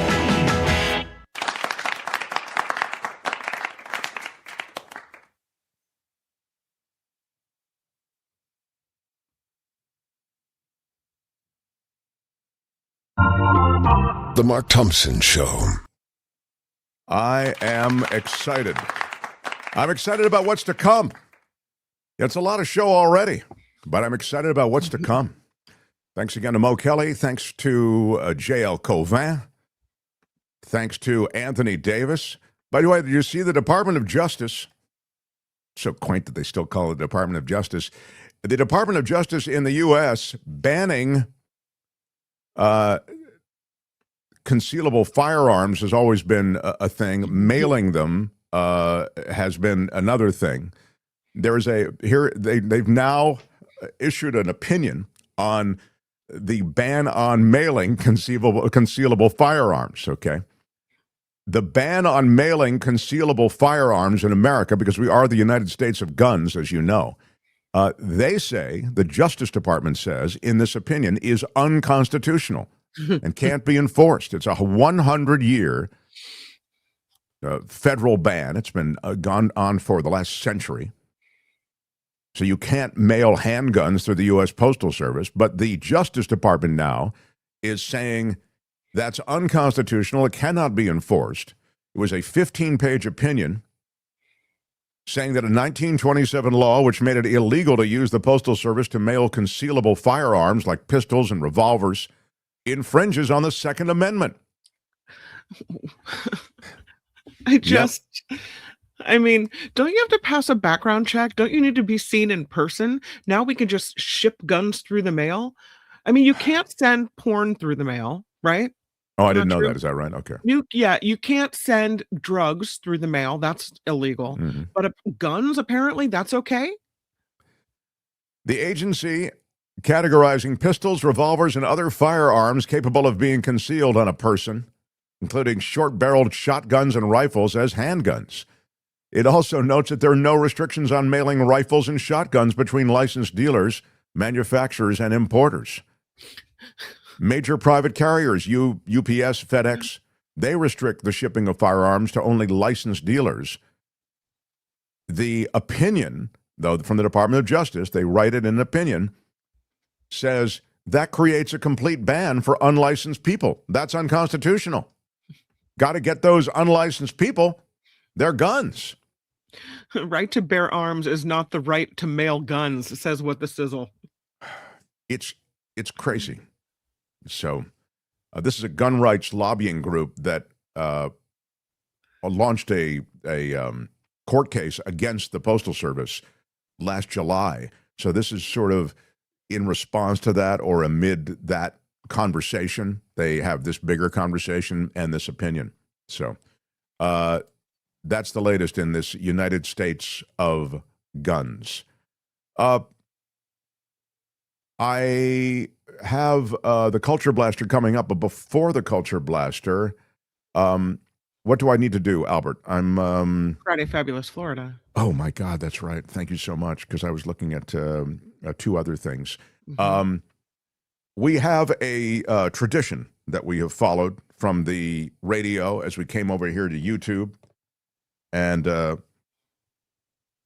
tradition is a focus on a state that always serves up the weird, frequently serves up the nude, the reptilian-oriented world of the swamps, oftentimes coughs up some great stories.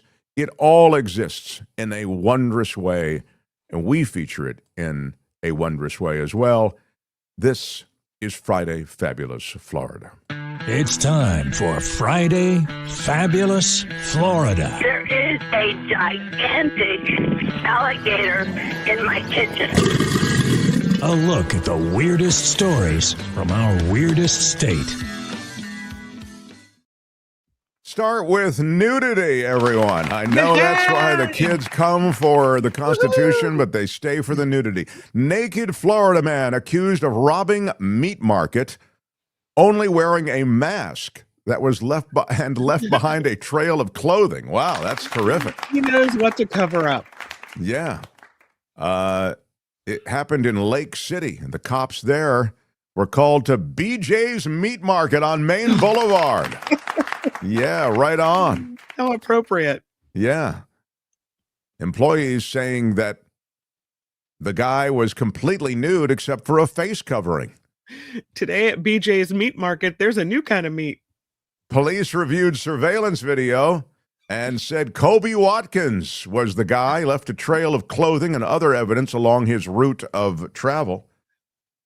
Kobe, anxious to get out of those cumbersome clothes, I'd be willing to bet my lunch that there's alcohol involved. He was taken for medical evaluation before being booked into the Columbia County Detention Center. There is Kobe.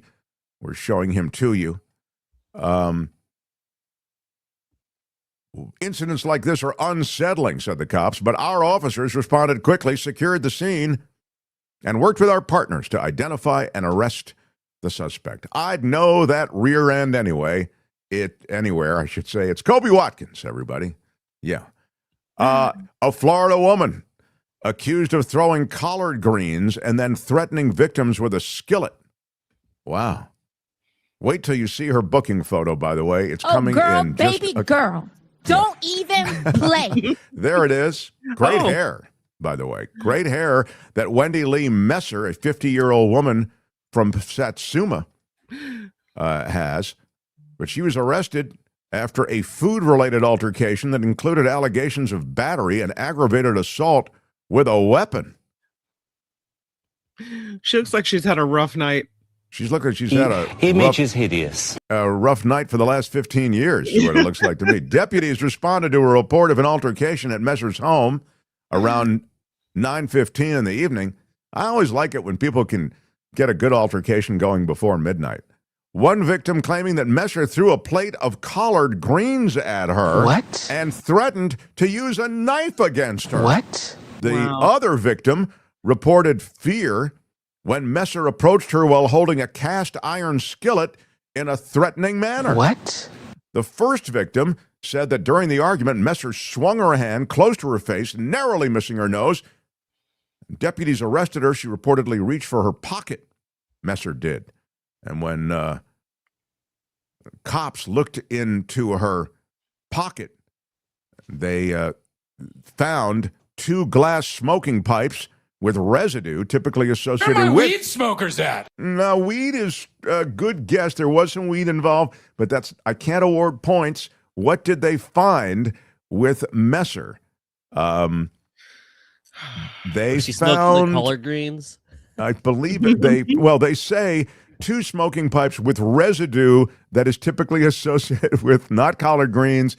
Crack cocaine is what we wanted, actually. Either meth or crack, right? I mean, It's funny because looking at her, it doesn't seem like she would be doing crack cocaine. It just doesn't seem that way. But a lot of surprise in the chat that she's only 50 because she does not. That lady looks a lot older than. Well, 50. she's 58. Everybody, she's 58, 58, so she's not 50. But I take your point. It's been hard living, and isn't. But you know what? I look at it the other way. She's gotten a lot out of life. Probably a lot more fun in her life than in mine. So there's that. And finally, the Florida man arrested after attempting to camp out overnight at Walmart for a TikTok challenge. Idea, but it just might work. Yeah, it's a wild idea. He's 18 years old. He's a fresh-faced young man with a TikTok challenge on his mind. Arrested at a Florida Walmart. He was trying to secretly camp out inside the store. Isaac Hurley is his name. He gave up his location, though, stupidly, while he was live streaming on TikTok. So that's how the cops found him. I mean, he'd done it, but he gave up his own location. Is it illegal to camp out in the Walmart parking lot? I think no, he's inside the store. Oh, in the store. Yeah. No, you could be in the parking lot. That's no problem. That's where Clarence Thomas goes all the time. I was going to say, that's where the big bus is, right? Yeah. Hurley allegedly hid in the Megastore's dog bed section where he intended to spend the night as part of the TikTok challenge. It's called a 24-hour fort overnight challenge. And people who are involved in the challenge try to crash inside stores and create a fort and hide out during operating hours and then closing hours. So, I mean, again, this is a real thing. But Hurley's attempt, a flop. He entered the store around 10:15 in the evening, was in police custody by midnight. So that really, Dacer! Yeah, it didn't really go well. I was trying to see where he gave up his location, Albert. You know what I mean? He gave up where he was. But anyway, he, clearly he had a plan, but he didn't think it through. I always tell you kids who have plans, got to think them all the way through. The Louvre guys, they had a plan, but they didn't think it all the way through. Anyway, that is a collection of stories from Florida, and we must choose a favorite. We don't want to. It's like choosing between children, but we must. The bylaws of the show require it, and so I remind you, and this is something that I was watching the other day, we didn't do this, and I want to encourage you, Kim McAllister, always review for the boys and girls the stories in Friday Fabulous Florida, since we have to indeed pick a favorite. These are the favorites that could ride to victory here today. I was looking for it in the rundown, but I can't seem to find it. Where Here is it it? is, right Hold on here. a second. Naked Florida man accused of robbing a meat market, only Thank wearing you. a mask, left behind a trail of clothing. Thank you. Or, and submitted by Lucy McAllister, I will add, a Florida woman accused of throwing collard greens and threatening victims with a skillet. Thank and you. number 3, a Florida man arrested after attempting to camp out overnight at Walmart for a TikTok challenge. Apparently, didn't do it in the wisest of ways. I have my favorite picked. How about you, Kim? I have to go with the naked guy. I mean, everything Nudity rules the day. Yeah, nudity rules the day. Despite the colored greens and the crack pipe, I have to go naked. Naked. How about nudity at you, the meat Albert? market. It looks about probably like 70-30 for the meat market guy. I like that he was wearing a mask, and I like that he brought the meat to the meat market as well. So yeah, I'm with you. I mean, I think just it's hard to hold a candle to the meat story, and I love that it's called BJ's. So congratulations. That is Friday Fabulous Florida for today. Unanimous winner.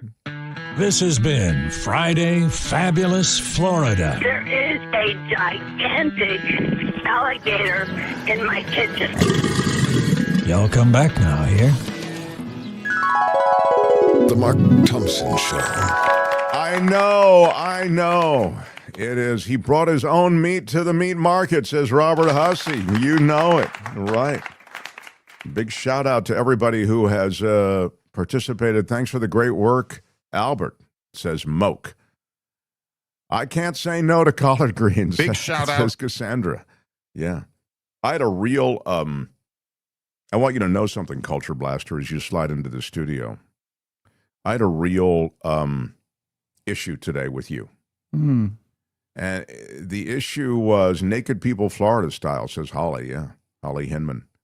The issue was I was really loving the coffee today, and I'm drinking it right now. Okay, so it's not just the Coachella Valley coffee, but I always make an extra amount of coffee on Fridays because Michael Snyder, the Culture Blaster, comes in to do movies, and he, has to wait out there, and I want him to be greeted by some coffee, so I always live. Today, there wasn't quite enough, and I sort of had to be very measured in my consumption, which I don't like to be. I don't like first thing in the morning to be dealing with that, so, Well, I want you to know that if it's an issue, I still have half a cup left after guzzling what I got. So you can just reach I over. can take yours. I'm okay. in the room, As a matter of fact, I'm not on camera because I do have a face for radio. Yeah. But I'm right here if you All need right. it. Well, it's at your beck and call. Put that coffee down. I might reach across, but I did leave enough for you. So that was, but I resisted. All right. You're a champ, and it is the best coffee on earth. It really Yeah, is. It's of course. Coachella Valley coffee. It's delicious. Kim, before I get to Michael Snyder officially, is there anything else I need to attend to right this instant? I mean, I know that we don't get every story in the world out. I'm looking, though, and we're just up against it a little bit. We had we wanted to share the Caroline Leavitt stuff with you. We can do that on Monday, I feel. The Danish foreign minister, I've got that. I'll share that with you on Monday. These are things that can wait. I think we got to a lot of big stuff today and gave you a sense of the pastiche that is America. Pastiche, a ding word. And I'm, without any further delay, going to bring on a man who knows that world of cinema. He knows the world of streaming, of television. He himself has written for both. He has shared his musings in his written way at, what is it called again, the website? The Voice of San Francisco. It's thevoicesf.org. thevoicesf.org. There'll be a link to it. Yeah, you can see my articles. There's one all about the wonderful coffee not coffee. Never mind. I don't want to get into Here coffee. he is. He comes and goes on a rainbow. He's the wonderful Michael Snyder, the culture blaster. Hello, sir. Hey, Mark. Hi, Kim, Albert. I know I'm already on the Palantir naughty list, so I remain unfiltered. I know they're logging all this stuff, but I'm not afraid to say whatever's on my mind. I'll say it. Trump is a dictator. I mean, have you seen him smirking as he wolfs down a few orders of McDonald's fries? He's clearly a dick who likes taters. So try to argue with me on this point, and I will slap you down. It's a problem. And we have to deal with it, and it's getting worse. It's leaking into my realm. Is it really? How is it leaking into your realm? Well, next week, that Quisling, Jeff Bezos and his company Amazon are going to release the Melania documentary. Oh, that's right. I'm excited about that. They paid her zillions of dollars. I'm so excited to see the story of this nude model who crawls her way into New York society, becomes the wife of a obscenely greedy prevaricator. Don't talk to me that way. And climbs further. She's in the White House. It's unbelievable. Yeah. So we got Melania next week. Yeah. What's next? Revenge of the Nerds, starring Stephen Miller. That could be the next one on the docket. I mean, it's clearly already happening as we sit here. Well, I love it when you're angry. It's the January dead zone for movies, and that's what I'm trying to get to. Well, I'm looking forward to the Melania thing. I forgot it's coming out next week. Good for you, Michael. Yeah, I can see that in the theater. Will you review it? It's in the theater. I will actually not review it. They're not going to make my ass. They are not going to make it available to me because I think there are going to be a lot of good reviews. This is the new America. Well, be a lot of good CBS I reviews. hear is going to actually lead 60 Minutes with a positive review of this. That's right. I don't know. Amazing. It's not amazing. Redefining motion pictures. It's horrifying. Says CBS Television. It's a nightmare. Fox News says I've never seen anything like it. And I I hope fell in love with the First Lady. I hope to never see anything like it again. How did this happen? There's to never been anything like this. Our country. I've never seen anything like it. Insofar as it's January, and we've already seen that the studios and the distributors are not going to give their best product a showcase in January. This is the post-Christmas, post-holiday time when people don't have a lot of money. They're a little burned out on entertainment. So that's why we see things like last week, you weren't here, but we reviewed a movie called Primate, which was about a chimp with rabies. And then not that What? It was pretty entertaining. I mean, considering. And we also got, the kind of weak-kneed sequel to Greenland. And I don't mean the country that's, on Donald Trump's want list, but Greenland 2, not as good as Greenland 1. And I got a feeling Greenland America isn't going to be as good as Greenland 2, but we'll see how that plays out. I have no idea what you're saying right now, but it sounds good. Well, you weren't here, but there was a movie called Greenland, and it was the sequel opened last Greenland week. 2. No, I saw you. You didn't love it. I did not. So now we have the first. What are we doing now, Culture The first Blaster? movie, but this is by way of kind of see. giving You need to lay the groundwork. The territory that we're looking at. I see. Not great movies come out in January. All right. But occasionally something good comes out, and it's generally a genre thing that not everybody's going to like. I don't recommend that you see 28 years later. Oh my The God, this is Bone another Temple. horror film. It is a horror film, but it's a smart horror film. All right. The 28 days, 28 months, 28 years later franchise is the thinking person's apocalyptic nightmare vision. Wow. And now we have the sequel to the fairly recent installment, 28 years later. Essentially, this looked at the far-reaching effects of a zombie outbreak that started in the UK but tore apart the globe. And it obviously is a little grisly. And this... What is the bone? What is it? Well, the Bone Temple is a location that has been constructed by a doctor/survivor who has figured out a way to avoid the effects of the zombie outbreak and has built himself this kind of enclave. He has an underground bunker. Right. He has records from the 80s that he plays that he loves. There's a lot of Duran Duran in this installment. And the guy is played as he played in 28 Years Later, played by Ralph Fiennes. And this guy is looking for a cure. He's not an idiot, and he's trying to figure out a way to work around the zombie apocalypse, or at least kind of bring those who have been affected by this virus or whatever it is back to some degree of lucidity or humanity. Okay. And he may have come up with something. But anyway, he was in the previous film.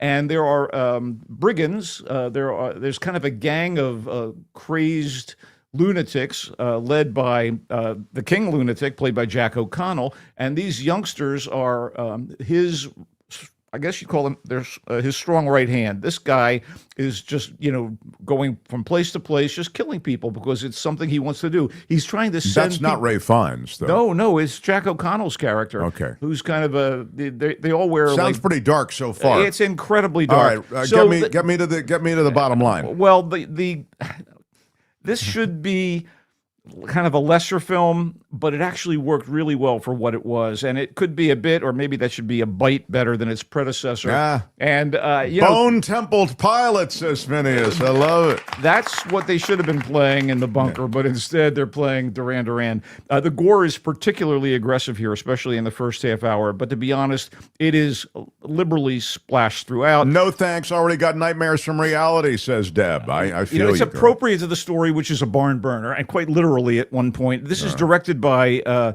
the very, very talented Nia DaCosta, who did the Candyman revival, who did the Marvels for Marvel Cinematic Universe peoples, and it's well done, and it has a good pedigree. I mean, Danny Boyle and a few other notables have been involved with this in the past, and there's a really solid group of young actors playing the acolytes of this Jack O'Connell's character.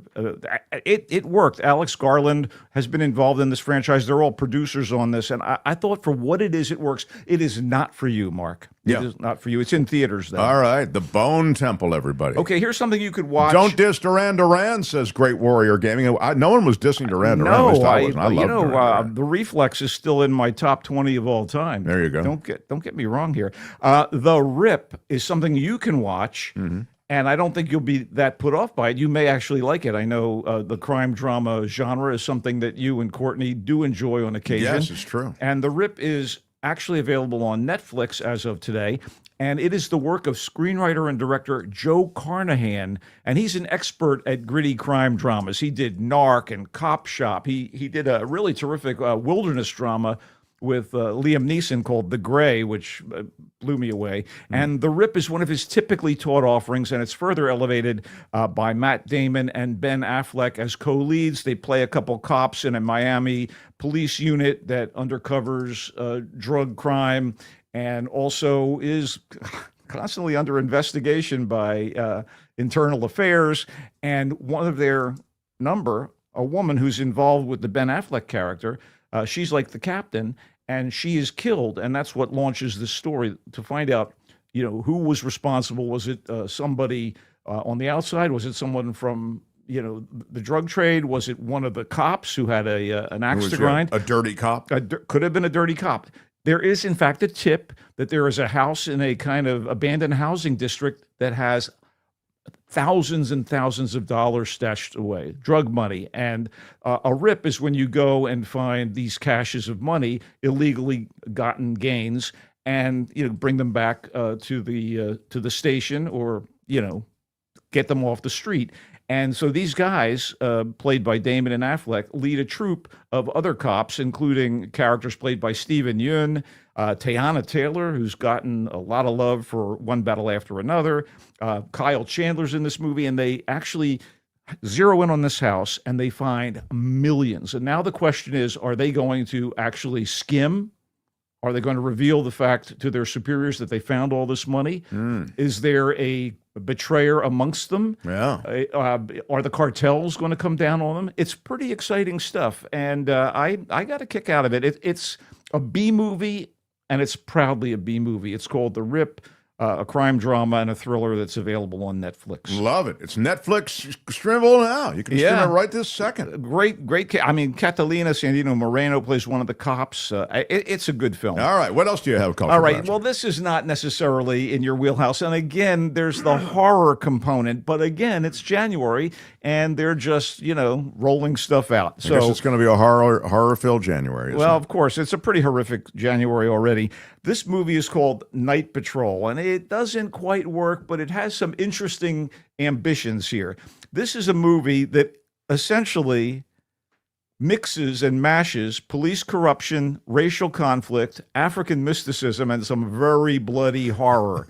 There is we're not in Miami anymore. It's the LAPD, the Los Angeles Police Department, and they have a special gang task force called Night Patrol that is ostensibly out to take care of the Crips, the Bloods, and anyone else in South Central LA who would get in their way. Wow. But it turns out that these guys have some kind of really creepy component that is revealed over the course of the movie. No. And in fact, they've decided to take down as many people as they can in the projects. And that means the gangbangers and innocent bystanders. And there's a reason for all this, and it's horror related. Okay. This is very, very gory. Director and screenwriter Ryan Prowse, who did a movie called Low Life, it was also based in LA, seems to know and relish the dark underbelly of Los Angeles. But this is audacious and silly fun. Again, if you can handle the splatter, it's called It's Night like a lot Patrol. of. Is it like a spaghetti western kind of splatter, or is it more like torture type? No, it's guys going it's in, shooting up the ghoulish. place. There are elements of ghouls. I don't want to say vampires because that's not specifically what we're talking about here, but it's that kind of horror film. Okay. And yet it's also a police movie. Right. So the ghouls are also cops. Corrupt cops. And anyway, it's All right, in select theaters. All right. I'm very I do want to for it, point yeah. out, though, that Yeah. Justin Long and Dermot Mulroney are in the cast. Oh, This is wow. not just a bunch of, indie actors and such. Jermaine Fowler, the comedian and actor, is in this, and they acquit themselves well. But this is silly. This is, if The Rip is a B movie, this is like a C movie or a C minus movie. Right. And it's not bad. And I mean, not terrible. Michael Snyder, The Mark Thompson Show. All right. There's a lot of that. Okay. Okay, now for something superb. Sound of Falling is a time-tripping, century-spanning examination of 4 generations of Germans living in the same country house and focusing on the specific lives of 4 girls that are involved in this. So it's like a German farm, and it changes hands, and people who are controlling the area where this is located obviously change over the course of decades in the 20th century, and that means East Germany and all those issues. And of course, it does end in its way in our current era. But it is a very, very powerful film, and I was very much caught up in it. And the people that are involved and their interactions and the way the role and the regard of women has changed over the past century is on display here in Sound of I'm Falling. sorry, how do they revisit, or how do they visit 4 generations of Germans? They keep, I said, time shifting. There is, it's a that movie. thing, so, yeah. it's not time travel, but they kind of, you see them Flashback, back. flash forward. Flashbacks, that whole flashbacks and flash forwards. Masha. Is that are you mocking me right now for calling it flashback, flash forward? No, I'm telling you that's exactly what it is. All right, don't mock me. No, Michael. there's no time machine, Mark. I didn't say there was a time machine. I didn't call this a science fiction shifting. movie. Okay, go ahead. I don't know what the hell they do it for. Yeah, exactly. okay. It's a drama, Mark. But it's really remarkable to see how it unfolds and how you have to kind of go with the flow as we change eras back and forth, and we get deeper and deeper into the family relationships and the friends and the outside influences that impact these families who have lived in this German farmhouse. It is the work of a director named Masha Shalinsky, and she also is the co-screenwriter of this thing. And it's kind of fascinating to watch how this thing plays out and how there's connections over the course of all these generations. It's in German? It is in German with English subtitles. It is in select theaters. It's so amazing. Night Patrol, this lunacy, is in select theaters, and this wonderful awards bait sort of film, Sure. Sound of Falling, is also in select theaters. So make your selection, people. Sure. I think you got to You can select the theaters. You don't have to wait for others to select You the theaters. do not. This is a powerful film. Okay.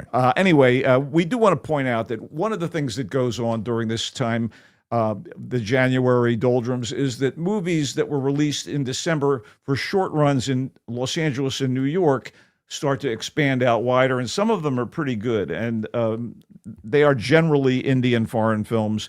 There is a movie called Resurrection that was talk about time slipping. This is the craziest, trippiest, most bizarre dimension hopping movie I've seen in a while by the Chinese director Bi Gan, and it's almost like a mosaic turned into a film, and it's a strange future vision where people are choosing to kind of seek immortality somehow. But it's almost indescribable. I know that that's something bad for a reviewer to say. Hey, I can't describe the thing. But it was really, really fascinating. All these different dimensions seem to be shifting. It's like one locale that keeps shifting from one era to another. And in that way, it kind of has a slight resemblance to Sound of Falling, but it's far more psychedelic and hallucinogenic. I'm sorry, is there a plot here, or is it just all mosaic? There's a guy trying to find his way through this morass, and he encounters this woman who's enigmatic. There's violence, there's craziness, there's criminal behavior. But there's enough of a plot here to keep you interested. It's visually so arresting that it's hard to tear your eyes away from the screen. All right. And, the most familiar face here is the Chinese actress Shu Qi, and she's, of course, always beautiful and wonderful. And it's strange. It's in select theaters, and also movies that we reviewed already, they're in select theaters. We talked about it last week. I'll say again, Dead Man's Wire, which is the latest movie by the great Gus Van Sant, based on a true story about a 1977 Indianapolis kidnapping by a guy who finds his property being in the purview of the bank, so he goes after the mortgager at the bank, kidnaps them in an attempt to kind of regain ownership of his property. I love that. Oh, it's fascinating, man, and wonderful. And it stars Bill Skarsgård, who most people only know as Pennywise the Clown, I think. And he's just fantastic as this guy, Tony Kuritzis. And the father of the current president of the mortgage company that he kidnaps is played by Al Pacino, which I think is completely hilarious because this movie, more than anything else, reminded me a lot of Dog Day Afternoon. Wow, that's the kidnapping terrific. and what have you. It seems like it's got good pedigree. Well, Coleman Domingo plays a local radio personality. Carrie Elwes is here as a local detective. Wow. It's really, really well done. It had that brief run in December in LA and New York City for Oscar qualification, but it's now opening wider. I do recommend Dead Man's Wire. I thought it crackled in the best possible way. I wasn't as crazy about A Private Life, which we reviewed in December, but is rolling out much like Dead Man's Wire. It's a very, very low-key French mix of drama and mystery, and it features two of the biggest male stars in France, Daniel Auteuil and Mathieu Amalric, and they're playing opposite Jodie Foster, who is in fact the nominal star of this thing. She plays an American psychiatrist gone Parisienne. She has a French ex-husband and grown son and patients. The vibe here for me was Hitchcock light. And of course, Jodie is fluent in French, and so she was able to do this. And there are many moments where she's speaking in English, but again, like Sound of Falling, there are subtitles when necessary. And it was directed and co-written in almost like Hitchcockian fashion by Rebecca Zlotowski. It is now rolling out in select theaters. And finally, I do want to give another big thumbs up to No Other Choice, finally getting to a wider distribution. It is the latest film from the great Korean filmmaker Park Chan-wook, who did Old Boy and The Handmaiden. And it is funny and almost devilish. Lee Byung-hun plays a guy who loses his job at a paper company and decides the only way he's going to be able to survive and take care of his family and his home is to eliminate the competition for other jobs. And it is funny and dark. It is a big skewering of heartless corporate culture and materialism. And where can I see that? It's in select theaters, Mark. All right. And that there's a perverse drive to get ahead in business, as evidenced by the sort of people that are running our government right now. Sure. And this is very much honing in on that. I thought No Other Choice is up to his great work. And again, Park Chan-wook makes terrific films, and this is a smart, darkly funny film. Again, it's called No Other Choice. Wow. Love it. Culture Blaster, I'm going to give you 90 seconds to mention some kind of, TV streaming thing. Also. So did you see Hijack which starred Idris Elba Yes, as I a did. negotiator. I saw all the episodes. Stuck on a plane, and he has to deal with that. He's back in season 2, but this is not So on a good. plane. The hijacking that occurs is a podcast. Is some guy who goes on and on and on, and you can't get a what? word in. You mean like everybody who comes on your show? How dare you? So he's stuck on a subway train in Berlin, careening through the city, and there is a reason why this thing is exciting, and you have to tune in. I've only seen the first episode, and I'm completely hooked. Idris Elba, great. This, again, has subtitles because it's set in Berlin, and it has German actors, and they're important. Like the people that run and oversee the subway system in Berlin become as significant as air traffic controllers are in Hijack. Of course. And this, again, is executive produced by George Kay, who created it, and he's the guy who's behind the wonderful Lupin, which is available on now, what's on happening Netflix. with Lupin? Is it coming back? I would think so. Ask George Kay. He came up with the second season of Hijack, so why not more Lupin? Anyway, I'm thoroughly You like hooked. Hijack, all right. I am thoroughly hooked. And one more quick note. I know we may have some Trekkies or Trekkers amongst the audience, and well, we have a new Star Trek show. It's on Paramount Plus, and I know that people are very, very miffed at what Paramount is doing and what it's turned into and how it's affected the CBS News operation and the fact that it's now owned and operated by Hellison, as I like to refer to him. But we now have Star Trek Starfleet Academy, which is a show about the post-burn era in Starfleet where they are attempting to rebuild their army of spaceship traveling explorers and what have you. And we look at a young group of cadets who come together to learn in San Francisco and on a ship that is a kind of connected to the academy. So they go out on missions occasionally. And, yes, it's like Starfleet 90210. That's what it looks like. The poster for it, which we're showing right now, it really does have that. Yeah, but it's vibe. like Jean-Luc Picard. This is like Jean-Luc's Creek. I mean, it really very much. I'm not saying it's like Beverly Hills 90210 or Dawson's Creek, but yes, it absolutely seems to be. Of course, it's a multicultural group of actors and characters and multi-alien characters. But listen, the chancellor of the academy and also the captain of their ship, the USS Athena, is played by Holly Hunter. The big adversary in this series so far, and I've only watched a couple episodes, is played by Paul Giamatti. Wow. A significant character that launches there's always a bad boy involved in the group, but he's actually kind of secretly good.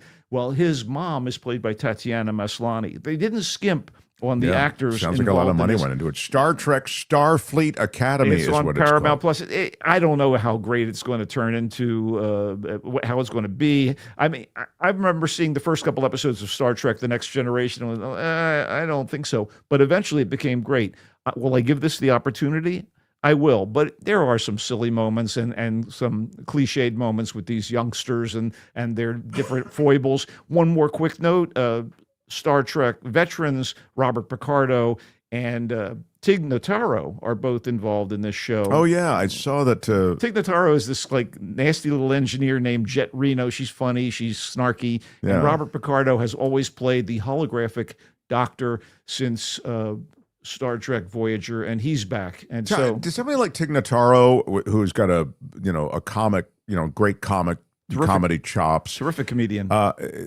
Those opportunities to act, are generally auditions and then these comedians crush the audition and get the role, or are they known personalities and it's a chance to reach out the franchise to other sectors of the entertainment? I am wondering footprint? whether Jet Reno was written specifically for Tig Notaro, but it was she was a character on Star Trek Discovery, which I wasn't crazy about. I love the character, and of course Notaro is she's great. A ball of energy. I'm just always curious because they go, oh wow, I wonder whether there was an audition involved, or whether they are just. It seems like you're saying it was probably written right for them. Yeah, and I thought that they cast this thing. There's like an Ariana Grande type alien girl here. I expected her to burst into popular when she was talking to the bully and the bad boy who are vying for her affections. There's a love triangle. I'll How give it does a little try. holographic doctor take your pulse? Asks Snellifidian. That's great. They seem to,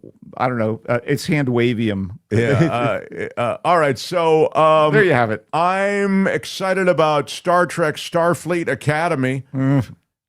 Potentially. Hijack is the one he's really excited about. That's the Idris one I'm on Elba board with. season 2 Yeah. of Hijack. You saw him on a plane. Now see him on a train. No Other Choice is the Park Chan-wook. It's funny. It's the Park Chan-wook movie that kind of skewers corporate society and the kind of employment challenges and staffing. What will people do to get ahead? Well, they'll go to great extremes as seen in No Other Choice. It's called No Other Choice. It's in select theaters. A Private Life is in French with also some English. Jodie Foster is in it. It's in select theaters, and Michael really liked that as well. It was okay. Hitchcock light. Dead Man's Wire. There's a crime thriller involving the taking of a hostage.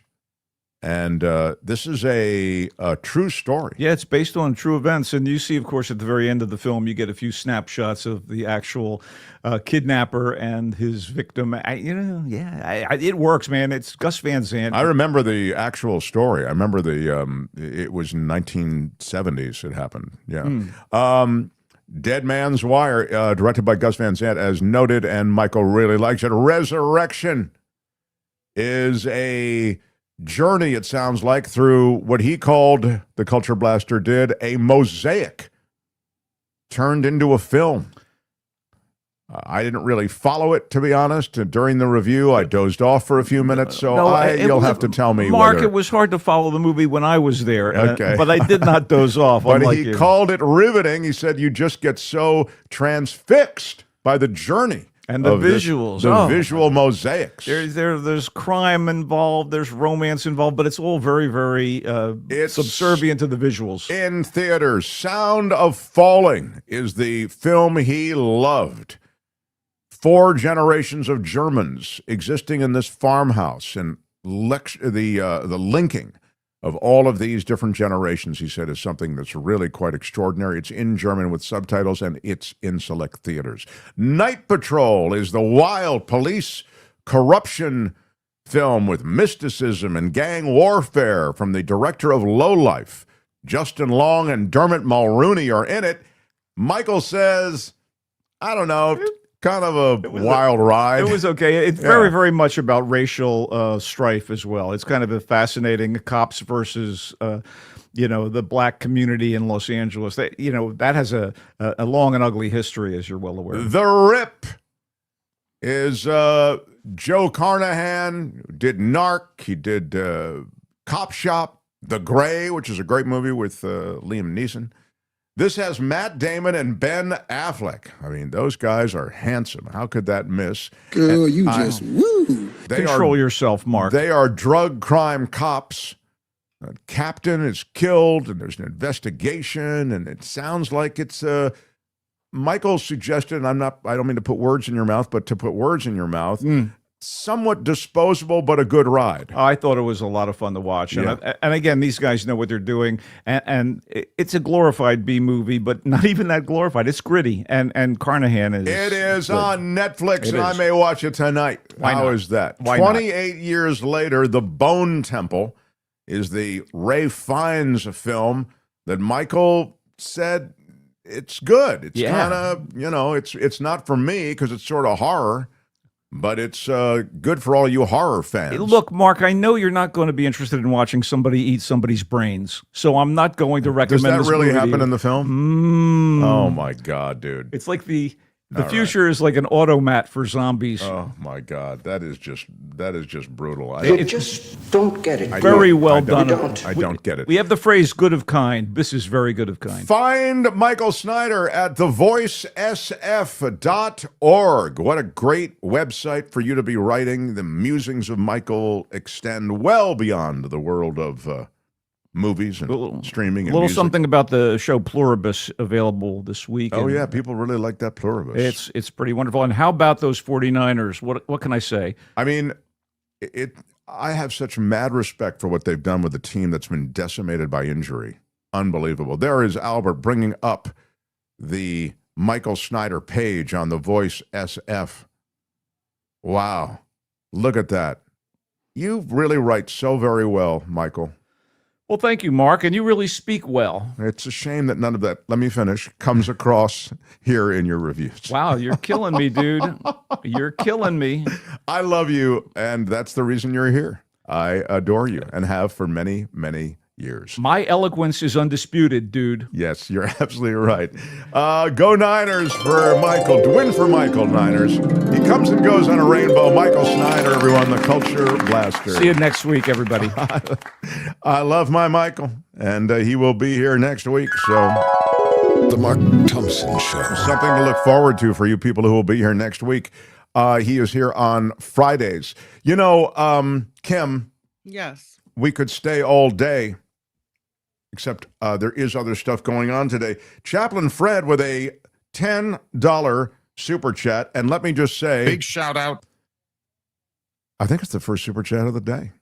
I don't think we've had any super chats today. Well, we've been remiss in showing some. We had some flashed on the screen, but you've been busy. A lot of guests. What? I did not know that they were. I'm sorry for those who've been victims of my remissiness. What? Chaplain Fred says, "Hi, Mark. We are being distracted for real while we are being brutalized. Trump is celebrating and making the U.S. miserable. How can we be doing great when the U.S. is getting into more debt as we speak?" Well, more debt and more militarism and more dangerous health policies and more toxicity across the board, both in terms of rhetoric. We had the story about, something as straightforward as the opinion out of the Justice Department that you can now mail firearms. At least that's their view, that the ban on mailing firearms should be something that should be reversed because it's unconstitutional. It stands in the way of Americans' rights to bear arms. I mean, these are all things that, kind of get thrown into the melange of deadly, awful, toxic, disgusting stuff that's going on. We talked about ICE a lot. We talked about Greenland and Venezuela. We didn't even dwell on the fact that, the Mad King has accepted the Nobel Prize from the Nobel Prize winner who transfers it. I mean, it's not a ticket on Ticketmaster. You can't send it to somebody, right? I mean, does he get it? The Nobel people said, no, this is a non-transferable award. And they said you can transfer the plaque, but you can't transfer the title of Nobel Prize laureate. But she still threw it in a frame with his name on it and bent a knee and presented it to him. And I don't know if it's ingratiating yourself to someone who doesn't deserve it, or if maybe she's really smart and she doesn't really care about the award and she's just thinking, you know what, if this appeases this guy and he lightens up on my country and she's not. Lets me control it because I'm right. better. Exactly. Right. That's it. Yeah. I'm just like, what is the whole smart thing is move corrupted, here? right? The whole thing is what is it? It's hard to figure out whether this is sniveling or groveling. It's one of the two, I think. Yeah, Michael's exactly right. I mean, I think it's a bit of both. Mark, how much money has Trump stashed in his Qatari bank account? Big shout out to Nullifidium with a $5 super chat. This is what I was saying, that a lot of this money is going into Qatar that is associated with the interdiction of oil out of Venezuela. So, and we didn't really get to that during the bulk of the show, but that is something that we'll pick up on next week. I'll get way into it. I mean, I've read a lot on this, and this is a real follow the money thing. And it's the other way in which there are moneyed interests associated with Trump that are being very well served by the interdiction of this oil. This oil is not about some American interest. It is absolutely transactional. So, super sticker from Wes in Florida, a $5 super sticker. Thank you, Wes. Love you and all the Floridians. Kathleen Marshall with a $20 super sticker. Big shout out. Are you kidding? Why didn't I know about this sooner, Kim? It says here that Kathleen Marshall's $20 super sticker came in at 12:33 Pacific time. That's 3:33 Eastern time. Mm-hmm. And I was not told about it. I don't understand. What? Yeah, I know. That's what I'm saying. All these super stickers come in, and I'm thinking, well, this is the first super sticker we've gotten. Well, actually, Mark, we've gotten a bunch, but we haven't put them up. But you did put them up, is what I'm understanding. But I just didn't see them. Is that what you're saying? I think one or two went up, and then you had Michael Snyder waiting in the wings. We had Friday Fabulous Florida. It was a jam-packed show, and I blame you. No, that is absolutely no excuse. You. No, I mean, Kim, how are you? It's really no excuse. I mean, how many times have we done the show in the 3 years or whatever? We still, I cannot get. They do this to me all the time. I don't know what the hell they do it for. I cannot get the super stickers and the super chats put up in any kind of timely way. I also want to know what happened to the pictures I was supposed to see this week. You were busy chatting it up. I don't know. Whoever is producing this thing. I don't try to blame the producer, Kim. Try, but do what you teach your kids. Own it. Own it. Blame yourself, Mark, says Gordon. Yeah, sure. Yeah, uh-huh. Sure, Gordon. Did you really just do that? Yeah. Great show, says Gone Fishing. Look at this. I speak boomer, Mark. It's like somewhere in time. Yes, thank you, Cassandra. I was struggling with the time shifting thing. So thank you, Cassandra. Trump is getting impeached, says Black is Bowling. He'll be impeached if the midterm results are what we think they will be, and they're honored. As I've told you, maybe you're late to the party, and I'll make this point repeatedly, I'm sure. And I just don't think that they're going to honor the results of the midterms unless they're, somehow surprisingly in favor of the GOP. So they'll deny the results. They'll try to go to court, even if that's an absurd quest, the quest for overturning the results legally. And they'll ultimately not seat those new members of Congress. They just won't do it. So if none of those things happen and we get an election and the Democrats win, then there will be an impeachment. Now, there won't be removal. As you know, impeachment is just a process. Removal is the result of the trial in the Senate.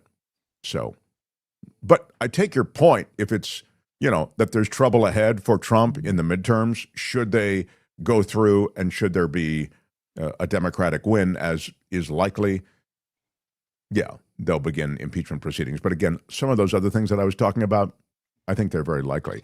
ICE is really the Stanford experiment repeated. Yeah, that's a great take, Ola Hansen. Of course, that's the good analogy. Yeah. Yeah, I mean, you really sort of see the worst in people coming out. And that's what that Stanford experiment showed. And these are people who actually have signed up to, if you will, they understand the cruelty that's implicit in signing up. They get the big money, tens of thousands of dollars in bonuses, and they wear the garb. They drive in these vehicles through these neighborhoods, and they are an intimidating force of almost military extension that is there to rough people up. And that is part of what they want to do, are doing, and are assigned to do. The brutality is the mission. Who's in charge around here, says BY. Yeah, really? It's my question. Great show, as per always, Albert. Wow, Albert gets a shout. Yeah. Albert, thank you. Yeah. Dan gives Albert a shout. Love the show. Have a great weekend. The Surface Spins. I like to live in the positive. Thank you, The Surface Spins. Next week, we have a great show. Not just all week, but on Monday, there is a special show because Sarah Kendzior is here and Gary Diedrich is here. So, if you're just coming for the brilliant minds, we have two really, really talented people to look at what's happening and to help us decode it on Monday. Kim, you have a big weekend with the kids?